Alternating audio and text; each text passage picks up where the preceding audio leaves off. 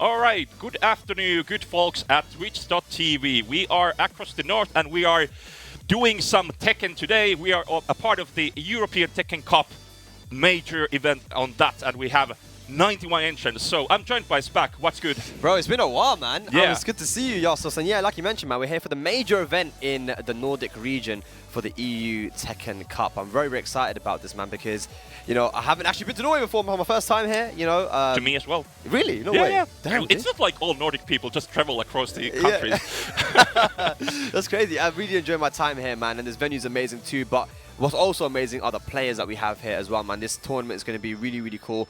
Like you mentioned, you know, 90 plus competitors and some of the people that we've already seen that have won some of the majors. They're here to collect some big points because, of course, it is one of the major master events. True, we do have Nordic people, we have representation. So what does the Nordic region mean? It's basically all of the Scandinavian countries plus Finland and then Iceland. So Sweden, Norway, Denmark, Finland and Iceland, that's the Nordic region. We have players from most of it. I don't actually know. We probably don't have an Icelandic players. Iceland, pick your game up. But we also have, on top of that, the new rules in European Tekken Cup allows traveling to different majors from different regions, unlike in the previous ones. So we have good players coming to get those points. We have Tetsu coming from Germany, and we have Gosain coming from UK, and a lot more. So those two are actually the ones who have already backed one major each. So Tetsu and Gosain have points already, and they are looking for more. Yeah, and you know, Tetsu and Gosain have actually played each other recently in multiple tournaments, and Tetsu getting the upper hand over him too. And I think that if you're looking at it, no, those are going to be two of the guys that have targets on their head because they've won majors, right? But right now, and having spoken to Joker and other people, he thinks actually Tetsu might be the best player in Europe at the moment. Just looking at the wins that he's been getting, he's the guy not only because of the EU Tekken Cup and the wins that he's got, but he might be the #1 in Europe at the moment, Yassos. So I honestly think that, and I believe that the Joker's right there too. I believe the man, I believe it. Yeah. And yeah, it has been a new game. We're sort of like we've been trying to find the meta. The game has been changing. There's been a lot of big patches during the year. And I think we finally have been landing on this, like, the meta. And I think, like, Tetsu's one of those players who has sort of been looking for the meta. And now he's landed on that spot where he's comfortable at. And, you know, the characters work, the mechanics work for him. Yeah, and, you know, at the end of the day, the game has not even been out for a year yet, yeah? So, like, it's taken some people some time to kind of get used to the game. Even with Knee, I think Knee was the biggest example of someone that's kind of changed his playstyle a lot, had to change a lot from Tekken 7 to Tekken 8. But looking at his recent performances, you know, he's been doing really well now too. So we're getting this kind of adaptation to this new game. And I want to talk about the Nordic region because, you know, we spoke about the guys who have targets on their heads, but there are players from all around the Nordic region here, man. And it's a region that has to be respected. And I think that this is an opportunity here for the guys in this region to really step up and you know, potentially try and take this tournament because, of course, the favorites are going to be the guys that you mentioned that are not really in the Nordic region, but this region has been growing. Tell me a little bit about what's going on in Finland as well, like and other places. Like I've seen in Sweden at least that a lot of people have been joining these local tournaments and like the scene's been growing. Yeah, we've been having a very healthy start for Tekken 8 as well. A lot of shifting of power, and I don't know, like for Finnish people during Tekken 7, like from halfway point of season 1 in Tekken 7, Joe Polix was sort of like, he was calling the shots. He was taking all of the tournaments. But now, in the very latest season of Tekken 7 and in the start of Tekken 8, different people have been propping up, and we have like a very healthy competition for the #1 spot. Lately, 2 tournaments have been taken by Tome. Guess the character. Tome, I know this guy. Is he? It's a character you love, at least based on your Twitter takes on the character. Oh, I got Twitter takes on this character. Tome. I've seen this guy in Twitch chats, man. Why? Okay, I love the character based on my Twitter takes. Eddy. No. Yoshimitsu. Yoshimitsu? Oh, Yoshimitsu. Yeah, okay.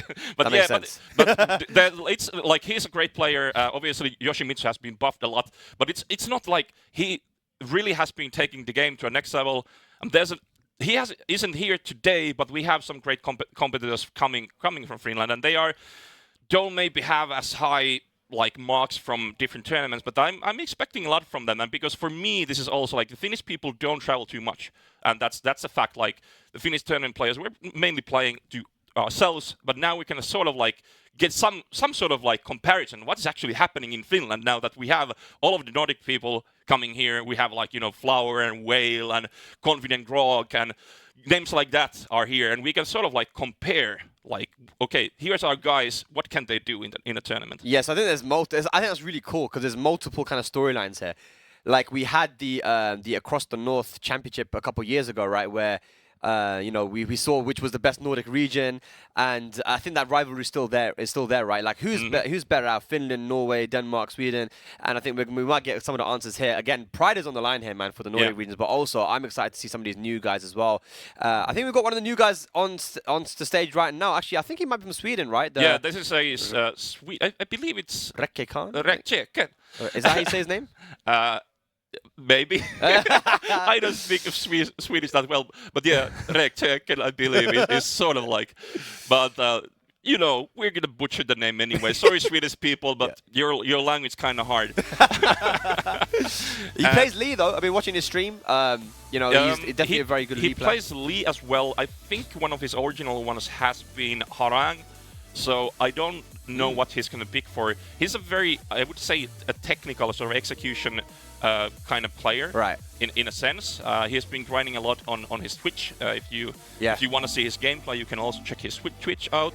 I don't recognize the other player. I'm sorry, but I think we're soon gonna find out when the banners will drop. Yeah, but this is what's exciting though, Yassos. You know, we want to see these new kids, and we want to see the guys that we haven't seen before. But then, you know, there's so many guys that I haven't seen before. I haven't heard of these guys, but then when I see them play, I'm like, this guy's good at the game, like really good. There's guys that have just started in Tekken 8 and they've already hit like some of the higher ranks in Tekken Online. It's like, dude, Tekken is not a game anymore which has that kind of cliched old kind of a reputation of being so hard to get into that you need to like play for 3 years, 4 years in order to actually be able to like play in tournaments at a high level. No, you can actually, if you put the work in, you can get good very fast in this game, man. And we're seeing it with some of these guys. They're very talented. There's a lot of resources out there to learn. Talk about resources though, I just saw the Tekken docs thing pop off there on the corner, guys. We'll talk about that a little bit more after this game, but this is really cool, man. Be able to learn a lot about the different characters in the game. Mad shoutouts to Mad Cow, but we're going to talk about that later. Yeah, we'll, So yeah, getting to higher levels fast has been sort of interesting. We have, in our Discord, in the Finnish scene, we have like this channel, which it's called Sugar, as opposed to Salt. So we have a Sugar channel where you can post your Ws, basically. Right, okay. And you see names that I have never heard of that take like Tekken Kings and Tekken Emperors. Like, wow, these guys are new and they are that high. But anyway, Dovii representing Norway, that's the name, and we have Rekkekarn from Sweden. Rekkekarn. I'm going to say that then. Yeah. Okay. All right, nice. Man, I think, Yassos, I don't know what you think, but I think that Leo is a good character, man. Yeah, a very underappreciated character, I would say. Yeah. I think people are finally kind of finding what's going to happen with Leo, and I'm expecting to see more of Leo in tournaments. Yeah, 100%. You know, I think Richie is someone that really does rate the character highly and doesn't understand why the character isn't getting a lot of love. And, you know, it was the same in Tekken 7. Now, people said Leo was the worst character in the game. Richie wins golden letters. All of a sudden, we're seeing a lot more people playing Leo. The character is strong. But look at this, though. What did you say? Rekkekarn. Rekkekarn. Rekkekarn, hey. Yeah, Rekkekarn taking the lead here in the second round as well. Oh, nice back three, getting the whip punish, and if nothing goes wrong, it should be. Yeah. That is, I love the execution down the combo. The sidewalk left into the back three, like you said. Really, really solid stuff. 2 rounds up here versus Dovii. All right, throw goes in. Some Oking. Loving the Oki as well. Counter hits and Rekkekarn. It's very nasty. Yeah, it seems like we also need to yell Rekkekarn every time. We can't say the name normally. Hey! All right, and there we go. 7 golden. Yeah, taking it perfect in the first match over Dovii. Let's see, it wasn't helpless. I wouldn't say like Dovii wasn't a passenger in this match. Totally had chances there. Yeah. Just need to finish those rounds. You can't let it turn around. The first round was the perfect example. Gets a counter hit, gets a combo, gets wall pressure, and then drops the round. Yeah. So, but sticking with the Leo, which is what you love to see. You know, you don't want to keep on, you know, going back and forth to different characters. Sticking with the Leo here. Let's see if you can make the adaptation. You know, it has all the tools needed to win, but I'm really liking from Rekkekarn to going for those side steps. You know, lateral movement is so important in this game. Yes.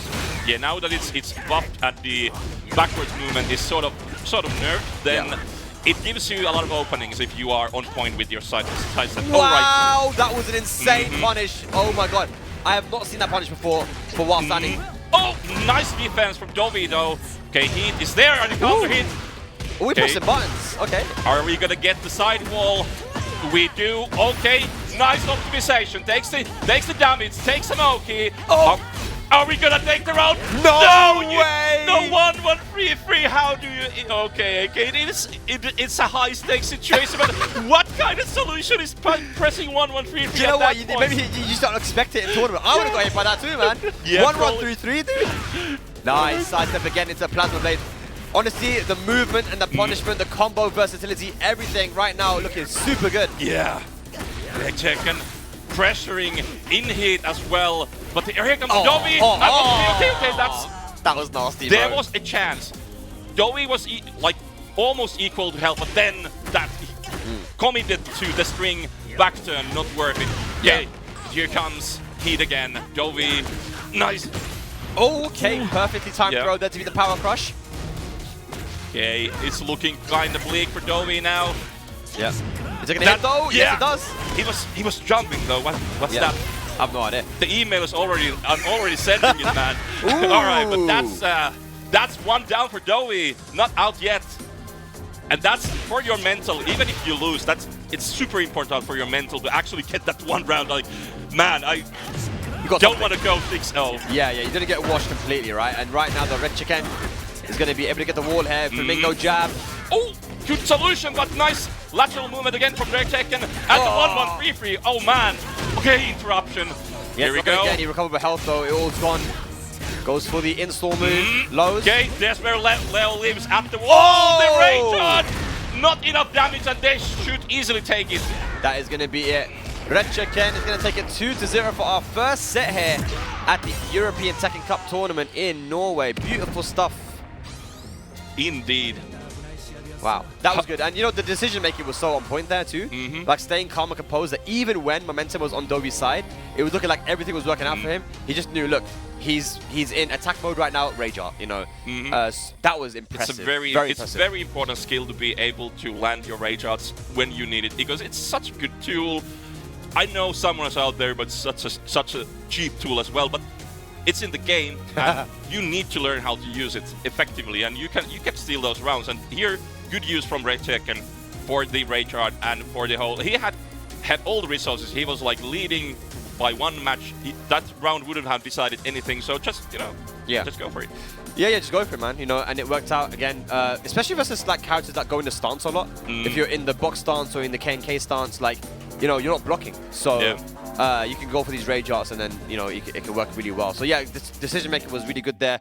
Already got a Norway versus Sweden match in our first game. That was good stuff, and I'm excited to see who's gonna go, man. Like I said, this is a one-day tournament too. I don't think we mentioned that. It's a one-day tournament. We're going all the way until we find a champion for today. A lot of points on the line here for the European Tekken Cup, and I'm excited to see who's gonna make it into that top 8, man. Yeah, it's. I think this is now the 4th major of the tournament. There's plenty to go. I think the 9 tournaments in total, right? For the majors, and then the system has also the dojo tournaments. So dojos are gonna be happening all around. All in all, the end date was somewhere in February. Yeah. We have the late ones. The final dojos are in the beginning of January, I believe. The final dojos are 5th of January, and then sometimes in the late Januaries we're gonna have the final major. Okay. So we're gonna like, it's basically the off season of Tekken World Tour at this point. We do have the finals coming up in 3 weeks. Yeah. So there's a lot of exciting Tekken happening, and it's gonna be super interesting to see who's gonna take the European Tekken Cup, might as well also the Tekken World Tour. Yeah, I mean, we're lucky here in Europe, man, because we don't actually get an off season. We don't get one because the Tekken World Tour finishes, and as soon as Tekken World Tour finishes, you know, you have the EU Cup as well. So these guys are grinding out, and you know, Joker was actually meant to be here today as well, but unfortunately, because he needs a special visa to go to Japan, he had to give his passport in, and he wasn't able to travel today for this tournament. He was going to be our #1 seed, but he is going to, like you mentioned, there's dojo events in the EU Tekken Cup as well, so he's going to one of those in the UK instead, and I'm sure he will be watching this tournament too to see how the UK lad Gosain does. I don't know who else from UK came. I think it's just him. I think just Gosain. That's Shiro is there. Yeah. So UK representing kind of nicely. Yeah. They've got some good players here, man. So I'm excited to see how they do. I saw earlier just now off stream, I saw Whale playing against Dustiel. Yeah. So you know, that's an interesting one as well. 2 kind of character specialists from Denmark and from Finland. So yeah, I'm excited to see who's gonna show up, because again, I haven't seen a lot of kind of the newer players even like for example Italy, like I'll be asking some of the guys like who's some new players, and they gave me some names. I've never heard of these guys before, but they're saying these guys are like really good. Yeah. The Nordic scene seems to have a lot of new upcoming guys that are super strong as well, and I want to see those guys break into the top 8. That's what I'm here. That's what I'm excited for. Yeah, I think like not all like our new guys are still kind of, they are at home at this point, like the newest new guys, but I still sort of consider like players like Urbala, for example, from Finland is a newer player. He started in Tekken 7, I believe, and that also Yubi, who started in Tekken 7, now they are picking top 8s in Finland. Right. So it's going to be interesting to see how they fare off. Obviously Dustiel has been making a name for himself, yeah. So it's always nice to see him, you know, come out from the Twitter bubble and going into actual tournaments, because that's where I feel he is the best, because he's a great player. Yeah, for sure, so, man. Like, what about these the 3 gang? Turkey, Kelmi, and these guys. They play still? Yeah, the SFK, I think he, when the Azucena meta was the strongest, he took one tournament with Azucena. He still goes to tournaments. He places fairly high. Yeah. I don't remember when was the last time he won, but you know, like top 16, top 8 kind of plays. Trukki still plays. I think he's sort of lost a bit of his mojo from the best years, but he's still very strong, obviously. Konna, Kelmi, the old guys, they are sort of retired at this point, so they have their families and whatnot, so they're doing that stuff. Sounds kind of lame to me, because you could be playing Tekken, but you know, you must play Tekken, man. Yeah, like Blackbeard is like he has like 3 kids, bro. 5 million kids. 5 million kids, bro. Exactly, man. Yeah, and he still plays, right? Exactly, he's still playing. He's out here playing. Rangchu's got a kid. He's qualified for Tekken World Finals. Yeah, you know, Asim's got 3 kids. He's here too. You know. Yeah. Get out here, man. Gulanda has a kid. Yeah, exactly, bro. We've got a lot of a family man, just grinding 15 minutes every day and then going to Tekken World Tour. If you utilize those 15 minutes a day in a really good way, you know, it can work out well for you. But talk about Blackbeard. We see a familiar face there. Oh, that's Black. That's not. Is that? Oh, he's Blackbeard. Yeah. Okay. Yeah. Isn't it? It's a small picture, but I think that is Blackbeard. Yeah. Yeah. All right. Blackbeard, and to all of his children watching, we're on his side, right? Yeah, Blackbeard, right? And you know, so he's starting to play Kuma now. Oh. Was having an issue with learning what character to play. I picked up Kuma very early in Tekken 8 because I saw that wall combo. I'm like, I want to play this character. Yeah. So I said to him, look, I'll teach you this character, Kuma. It'll take 15 minutes. I taught him the character in 15 minutes. I went to a tournament, come back a week later, and he's learned all the optimal combos. This guy is so optimal with Kuma. Yeah. It's insane. And then he goes to DreamHack, beats Joey Fury in pools. With Kuma, with a 1-week Kuma. Like, this character is a menace, dude. Yeah, I don't know if you know about Kimmo, the Finnish Kuma player. He's very good. He's very solid. Wow. Plays in our previous tournament, he was second, I believe. Sick. After Tome. Wow. So very strong Kuma player. He does everything optimally. You can't whip anything. Down for 2-1. And the thing with Kuma is that once you get that one launch, it's over, man. Yeah. Like, it's pretty much over. One launch, he goes in the heat at the wall, and then you're guessing between electrics or the heat smash or something. Yeah. Like, even if you block, you're gonna be eating the chip damage. Exactly. Anyway, Price representing Finland here. He's lives. I believe he's not like Finnish, but he lives in Finland, representing Finnish Black here. Oh no, looks like he has a bit of a pad issue. All right, that's a shame. Gonna have to give up the round, unfortunately, there. But yeah, that's cool. So again, we got a player from here. You said he's not from Finland, but he's living right. He's residing there. It's cool, man. And early on, you could already see he's trying to utilize something which I believe Ling shouldn't have, which is the really strong defensive moves, like the back turn side step, the AOP. You know, these moves, I feel like she's a 50-50 machine. She's got great pokes, amazing pokes actually, but she also has these really strong defensive tools. So Ling is a very complete character, and we already saw that Fry's tried to go for these defensive tools, but Kuma does have options to beat those things, right? Yeah. We saw the down back 4 sweep completely beat that AOP and get the counter hit. So Blackbeard he's kind of aware of what he needs to do here, but Ling is Ling, dude. I think it's one of those characters that is potential top 5, and I say that because I believe she could be top 5. And when I talked to Ulsan said he thinks that Ling could also be top 5 as well. Because there's obviously many characters that could be top 5, but he thinks Ling is a good shout for someone in top 5, just because you look at what she is capable of doing. If in the right hands, it's so scary. I think like the thing is, like, if you compare her to some of the other top tiers that have actually been placing, like you have a lot more on your plate to actually drive the character. Basically, you need to be using all of those standards, and you need to be very aware of what kind of situations you have in matchups. So I can understand the pain of actually taking that strong character and making it happen in real life. So no need to go on Twitter to say that just learn the matchup. We know she's a harder character to drive, but you can't deny that she's a very strong character at all. Absolutely, you can't deny it, man. And I think you're right. You know, the characters like Nina, Dragunov, that are easier to drive. You know, they're easier to use, and I think that ease of use comes into play very importantly when it comes to tournaments. So obviously, you know, anyone can pick up Dragunov and to do running 2 and do all his moves. Execution-wise, it's not difficult. So that's why he's like one of the best characters in the game. Not alongside having all his really strong moves, he's just an easier character. But Ling, in the right hands, once you put in that work, you know, becoming a specialist, and you know, I'd give a shout out to Changbang because I feel like he is the best Ling in Europe.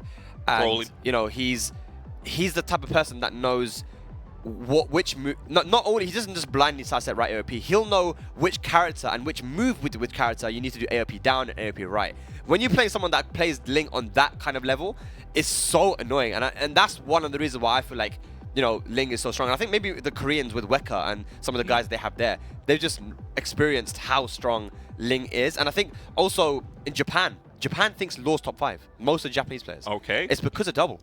Yeah. So sometimes players also dictate, you know, what the scene thinks. That's a very Japanese thing. Like like it's the same with Street Fighter as well. I think like the Japanese tier lists usually go like, do we have a good player? And if we do, and he beats people, the character is going to be rising in. It's a bit of a different way of thinking about tier lists than here. Yeah. So, you know, they go by results. Right. I think there's more theory crafting maybe around like Europe and the USA. There's more like potentially this character could be like this. So it's a bit of a different way.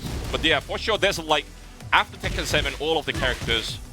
Most of the characters feel like they are very strong and they have potential because it's an aggressive game. So a lot of things were changed in that direction. Yeah, for sure. Every character is viable, especially in tournament. But here we go. Blackbeard will take that round because of the controller issues, but we're back in. All right. Finishes the string, takes the damage, and nice interruption with the G-clef cannon. And here we go. The bear is in heat. Now you're gonna die. Look at that, bro. And eat that chip. That was nice interruption from Fries. Okay, here's some life for you. The mix-up from the Hypnotist tries to go for something fancy there. And another one. Another one. Just, you know, just jump around. I don't care. I'm going to G-Clef Cannon you every time. At the sweep. And Fries in and problems. Wow. He did minus 15 into Power Crush. What a mad lad. But it worked, so what can we say, man?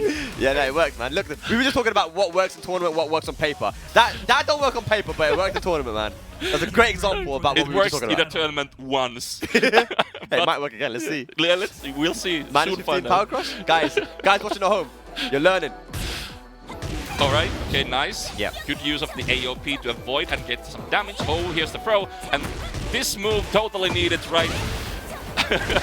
The Wang Waning Moon. Yeah. But they did nerf it from being 12 frame to 14 frame, but it's still a move that can punish Power Crushes. It's super, super strong, man. Yeah. Oh, nice little parry. And directly into heat. Bam, bam. Roll. Moody.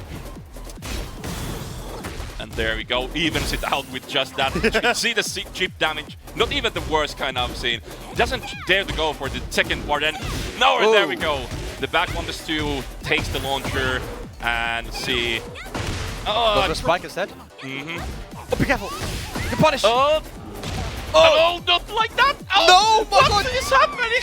A misinput there from Fries, I think. Yeah, for sure. Yeah, it was quite well standing for sure. But yeah. It's a shame. Oh God, the charge moves. And those moves you have to sidestep in between or interrupt, right? Oh, the snake. All right, he's an old man. He's an old man, yeah. He's adapting. Oh, nice. Crucial interruption so that Ling doesn't get it for free. Yep. But still Fries in a good lead. Rolls punish in. it. No, he could have gone for a G-Clef. Yeah. Wasn't ready for it, but now he's just going out. Let's see, can he still pull up something? Yeah, here's the heat dash. And he almost evens it out the wire running. He's gonna die. I think he's gonna die. There we go. Oh, in the air. Okay, now just like that, Blackbeard moves on a set point. It's been a very, very scrambly end to this game so far. And there's another waning moon. Yeah. Bam, bam. We are closing in on the wall. Not quite there yet. And the bear swimming stuff from ground has been working a bit too well for Blackbeard. Price really should be a bit more aware of that. Yeah. And again, he takes the lead, but now Blackbeard turns it around immediately. And oh no! And that's no sidewall, no launch, but goes into heat. Last opportunity. Oh, Power crush. And that's that for Price. Blackbeard takes it 2-0 over Price and moves in to the second round or third round. I actually don't. I don't have the bracket. Well, open. the next round of the next round. Yeah, good Plus stuff. 1 round. Plus 1. Good stuff. I mean, look, Blackbeard, like I said, he's very optimal. You can see that combo that he did with after the down back 4 counter hit and the low parries by utilizing the charge electric. Like like Kuma, having played the character now for a long time and having played against Blackbeard as well.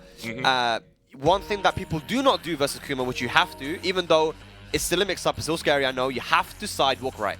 Because sidewalk right beats the electric, it beats the charge electric, it beats the jabs, it beats a lot of the moves that Kuma has, right? So, and of course it will also, if your timing is right, it will beat the running 1+2. So in close range, I think the sidestepping right, sidewalking right is really good against him, and that would have helped Fries get away from some really crazy situations, you know, where he took a lot of chip damage. Yeah, but that's like, having said that, you sidestep right in my locals playing against my man Kimmo, you're gonna eat the heat smash. The heat smash is obviously good tracking, you know.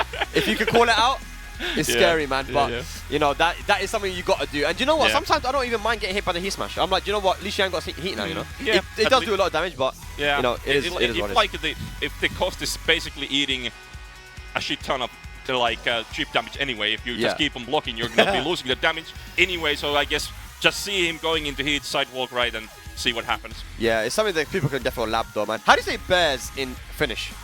Karhu. Karhu. Karvo. Karhu. Karhu. Karhu. Yeah. I like that, bro. We do call the characters like both Banda and Kuma. We call them Karhut. Karhu. In plural. Sick. A lot of bears in Finland. I've seen videos. I've seen those videos, man, of those guys that are just sitting there and these bears just come up, but they're chill, man. You guys are chill with bears like that, bro? No, I don't, like those are like very crazy people. I think like, have you seen the video where the guy's like has a broom and he's like, I saw that one, don't eat my trash, and he's like, I would never go to a bear like that. Oh yeah, like, you're not built like them. Yeah, I don't want to be eaten, you know? But he doesn't mind. He's like, yeah, my trash, like it's over trash as well. Over trash? Yeah. You fight a bear over trash? These guys are built different, bro. It's crazy. You know, I think he would be good at Tekken. He would sidewalk right. He would sidewalk right, yeah. And block the heat smash. All right, so this is Dustiel, right? Yeah. Dustiel is on the left side, and again, I don't recognize the person on the right, but we'll soon find out. Dustiel repping Leroy Smith for a long time already, since Tekken 7. And we have Lee against it. LongDaddyGreen. LongDaddyGreen, nice name. From Norway. And Lee is also a character which I feel like is probably going to make it very high up the tier list once some nerfs start coming in for other characters, you know? I think when the final nerfs for this round of top tiers comes, I think they are going to drop, and then some characters like Lee are going to be raising in there. Leroy, though, I think, having spoken to a lot of players now, the character is seen to be low tier, but he has a lot of play in this meta where it's a very aggressive game where Leroy has access to sabakis, parries, and you know, moves that do a lot of chip damage. So I think Leroy is actually better than people think he is. Yeah, he might be. He's a bit of has a more challenging game plan, I would say, but it's also very challenging to play against him because you need to be aware, like, okay, here's a jab string that has a sabaki in the next part. You're like, all right, who has that? Well, this guy has. Exactly.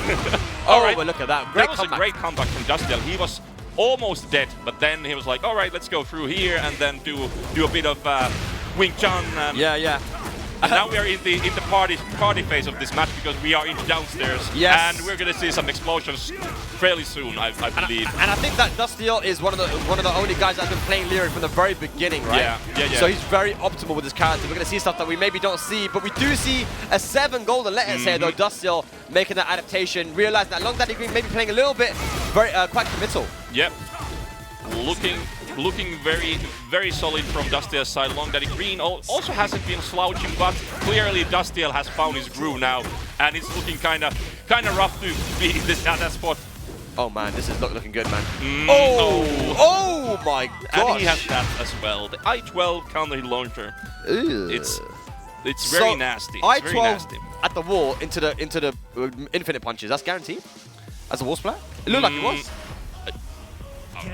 I don't know. You tell me. It looks like it was, man. Damn, Dustiel. Showing off some nice Leroy tech, man. Yeah, I do know that he has a bunch of stuff that are basically into the million punches. Like counter hits are guaranteed for certain things. So I assume so.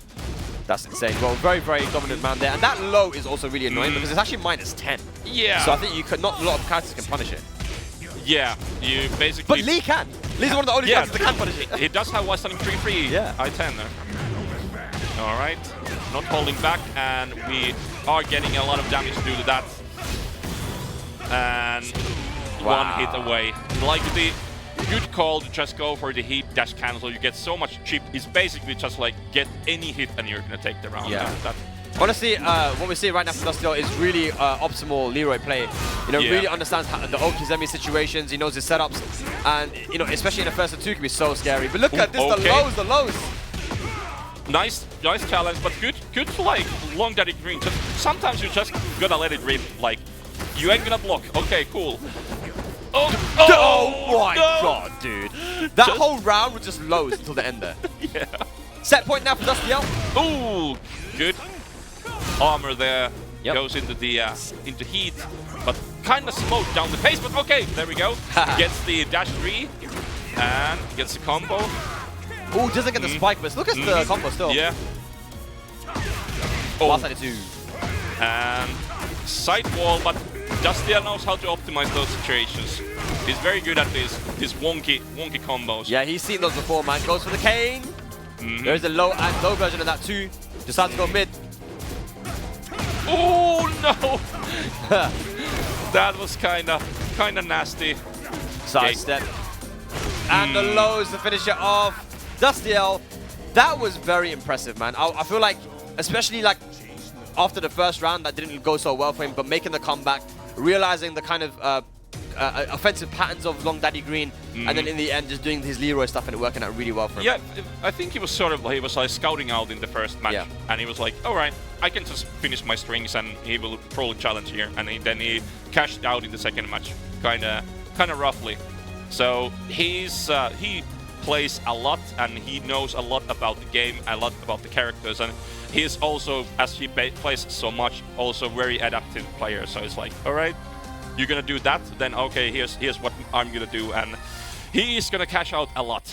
Yeah, he's we don't get to see a lot of Leroy players around, you know, often, and if you're playing against someone who's so confident in that matchup and with the character, like, it can be scary. Like, I've hardly played against any. I can count on one hand how many I've played against, you know, in ranks, basically. Yeah. So, like, it's one of those ones where he kind of has an advantage as well because people don't have experience. And I don't think he comes offline often as well, right? So it's good to see him, man. Like, maybe internationally, I mean, outside of Finland. Yeah. He's been traveling to Finnish tournaments somewhat often nowadays. So we have like this, we have tournaments in Helsinki and in Joensuu. He was at Hwoarang, so that is our local in Tampere. He was also there, so he's been traveling during Tekken 8. He's been traveling to a lot of tournaments, so he's been placing fairly well also in tournaments. So, you know. Yeah, that's good. And the more tournaments you go to, the more comfortable you're going to be, like playing in that offline setting. You mentioned how he plays a lot, he plays a lot online, right? Yeah, but he does. Now that he's playing a nice amount offline too, that's only going to make him a lot stronger. So Dustiel is one of the guys you got to watch out for. Honestly, I feel like he, you know, with his Leroy, the way that he's been playing today as well with that match we saw, like he's a dangerous guy, man. Yeah, for sure. And he's always a menace. He beats up players in our tournaments in offlines, like people who you wouldn't expect him to beat. But okay, now at this point, it was like in the end of Tekken 7, it was more like he came to tournaments with a bang, and it was like, okay, this guy's beating everyone up, but now it's sort of like we are gotten used to it. He's one of the top players for sure, and we expect him to do well in tournaments.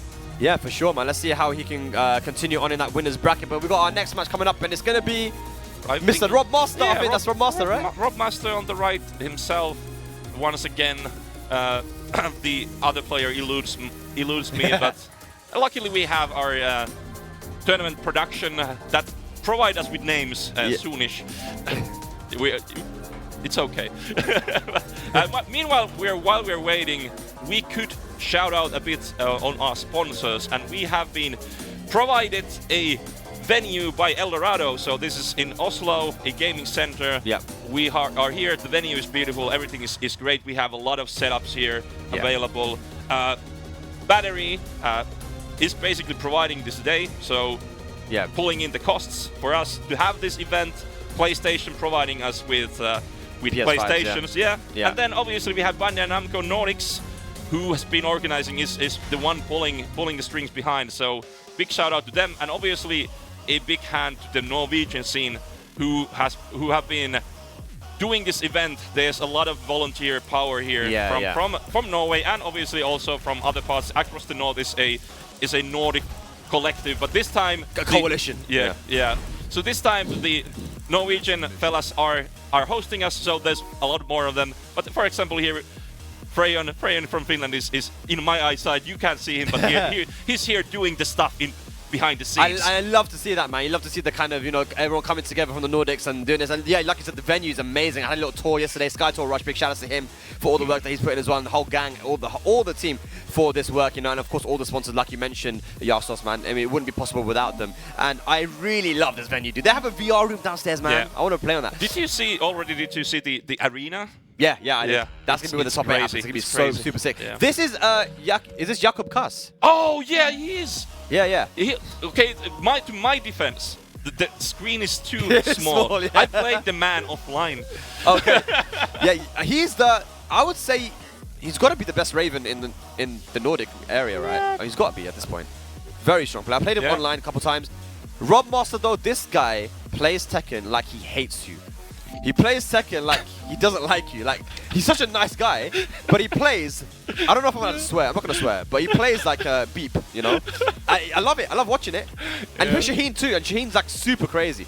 Like, he's so disrespectful. I love it. And he played Marduk in the older games, right? So you can see where it comes from. It's such a crazy comparison, like coming from Tekken 7, where Shaheen was this dry, poke character, coming into Tekken 8, where he's Robmaster's main character. Is like, that explains enough for me. Like, Robmaster has picked this character as his main. That explains how the change has been made from Tekken 7 to Tekken 8. Exactly. If you know how he plays, if you want crazy. evidence for this character being dumb, like, if Robmaster plays it, okay? That's why.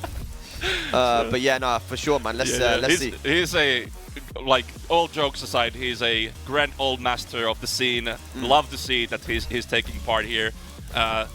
Obviously, the local tournament, Norwegian. No, wait, he's a Danish. No? Norwegian. Yeah, Norwegian. Okay, sorry. Yeah. Anyway, great to see. This is gonna be good, man. This is our first kind of like top player versus top player matchup. Yeah. And I think Robmaster, he's one of those like dark horses, man. Like, a lot of people haven't seen JacobKaas. This is Denmark versus Norway right now.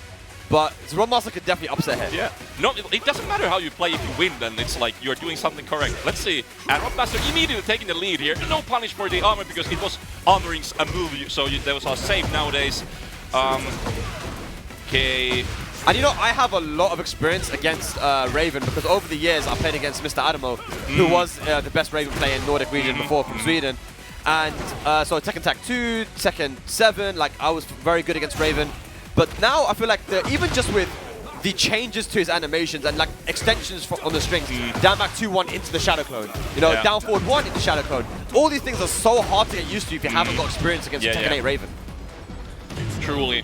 I've never been really good at playing against Raven, so I don't really share the sentiment, but yeah, it's still hard to play against him. Yeah, it's hard, yeah. Now we're in the same boat. Alright, let's see. And you look can at see this, bro! Just going no respect! He just dashed up and did a low. And look at that, doing the guard break afterwards. Zero respect, bro. He's got the perfect tournament playstyle. Oh, no.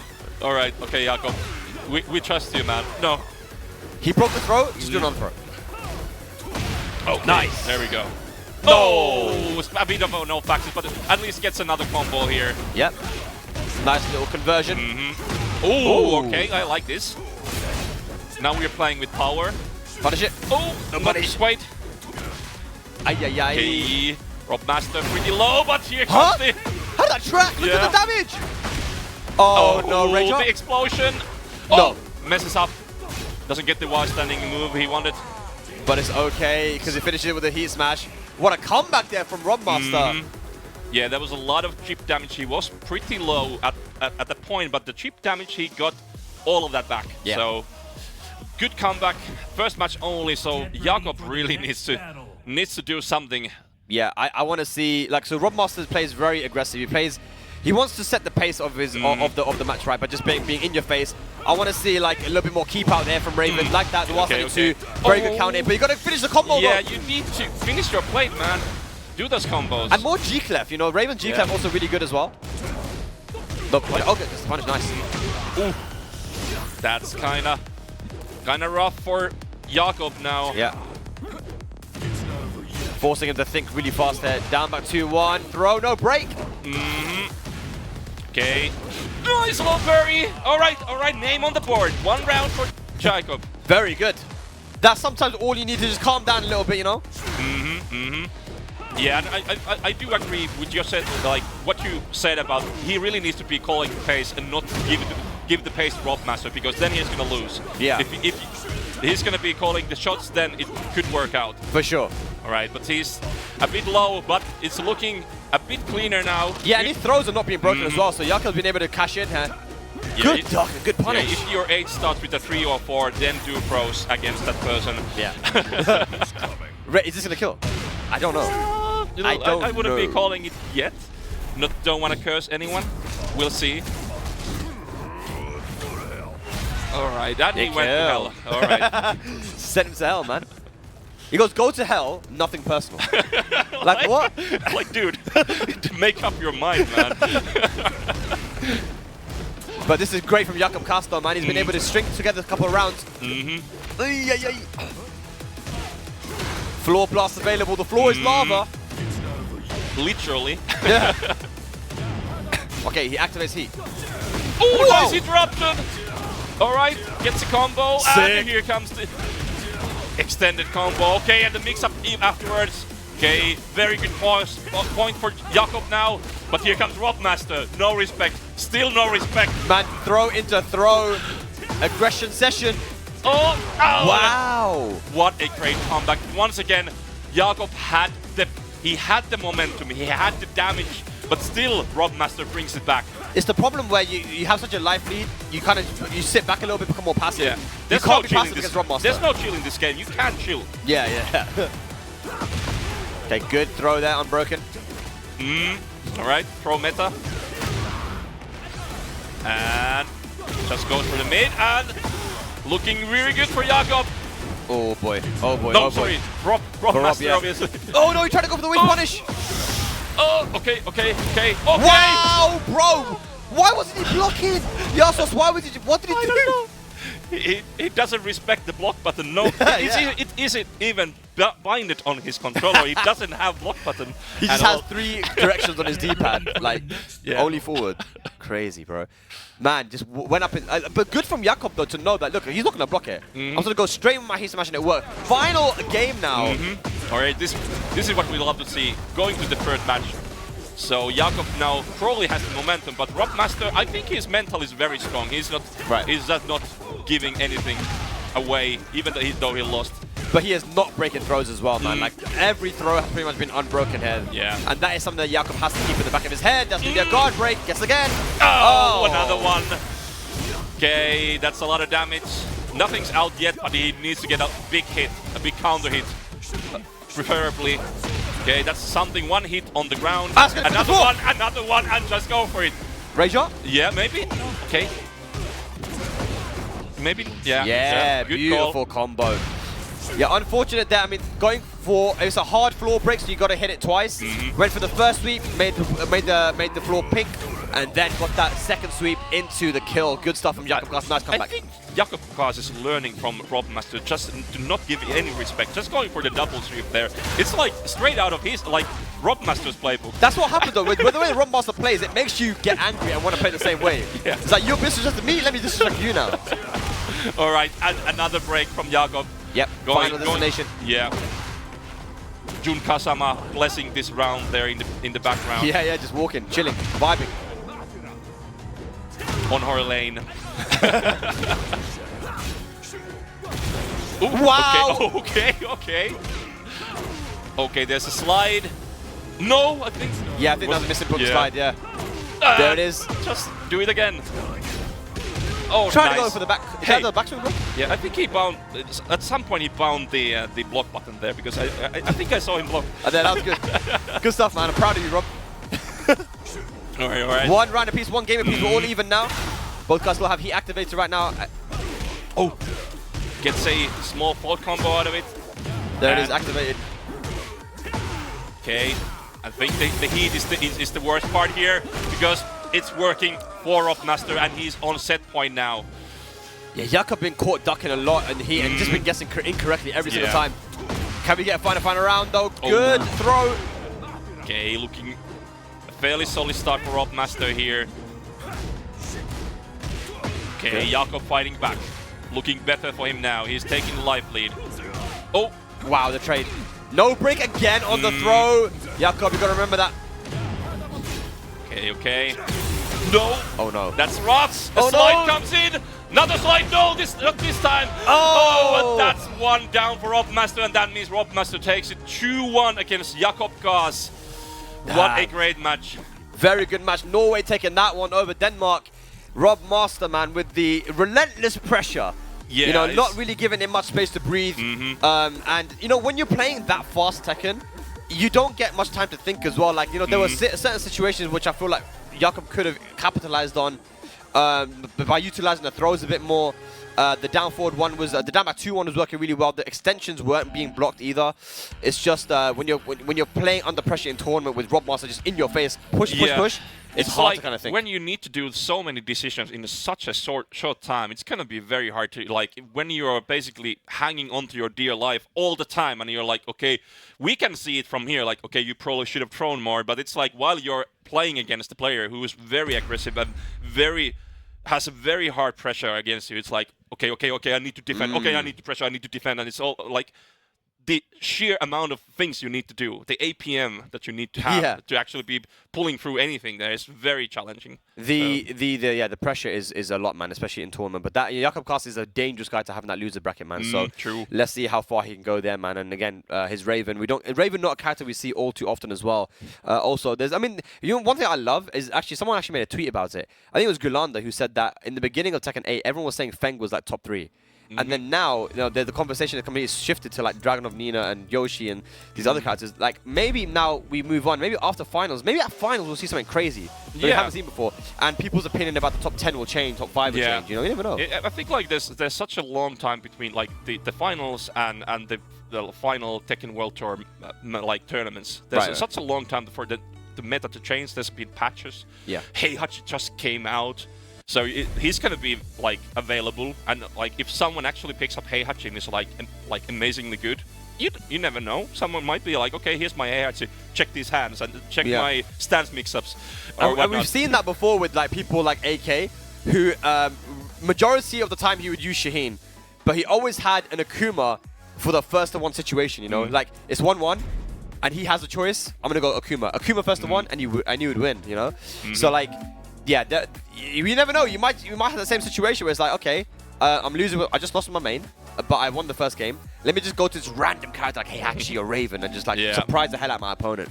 I think people are cooking something, man. I'm excited to see what they're gonna cook, man. But yeah, for sure. Right now, ladies and lads, if you're just tuning in, watching the major event here at in Norway for the European Tekken Cup Nordic region, man. So I'm really, really excited to be here. My first time in Norway. Our first time in Norway, actually, right? Yeah. Good to be talking to you against fellow Eddy main. I don't play Eddy anymore, though, man. I dropped him, bro. It's sad, isn't it? But you know, I understand. You understand, innit? Yeah. It's not the same. It's not the same Eddy, man. It's a different character, basically. It's just like, you know. Why, man? Why our character, though? Why couldn't they do that to like Ling? You know? Yeah. Like imagine they just make Ling. Yoshimitsu, you know. Oh, Yoshi, yeah. Like they get to keep all of their moves, like. And they get more on top of that. I'm so salty, man. Come on, man. Yeah. They got a buff sidestep 2+4. They got a buff sidestep 4. What else? I think if you just buff those two, I'd play them again. Yeah. But yeah, real talk, I'm kind of finding the love. It's obviously it's a big shock when the character changes so much, but I've been trying like finding the love because like Eddy is one of those characters where you have like this very fast-paced, like stance-heavy playstyle, especially earlier on. Yeah, for sure. Okay, but sorry. Yeah. So here's going from that. We are going into like some information about the European Tekken Cup. So we have the nine major events. We do get points from the major events. I don't remember the exact amounts. 500 and something so points. a lot of points. Yeah. And we see the updated one here as well. So Tekken National Championship taken by Tetsu. We had Nino winning in Poland and Gosain winning EGX. Here's the point system. So we were just finding out about it. So number 1 getting 550. You're on point. And you know, we go all the way down to top 16. We also have a dojo system here as well. So you mentioned that the major events are region free. Any player from any place in Europe can go, but the dojos are region locked to the specific region. So right now, this is where we're at the moment. Sin and Pika for Benelux. We got Nino Tetsu for the German area region, and for France it's Jod and Tempest. Interesting that we have Jod obviously with such a big lead there. From the UK side, we have Gosain and Kanan Trench.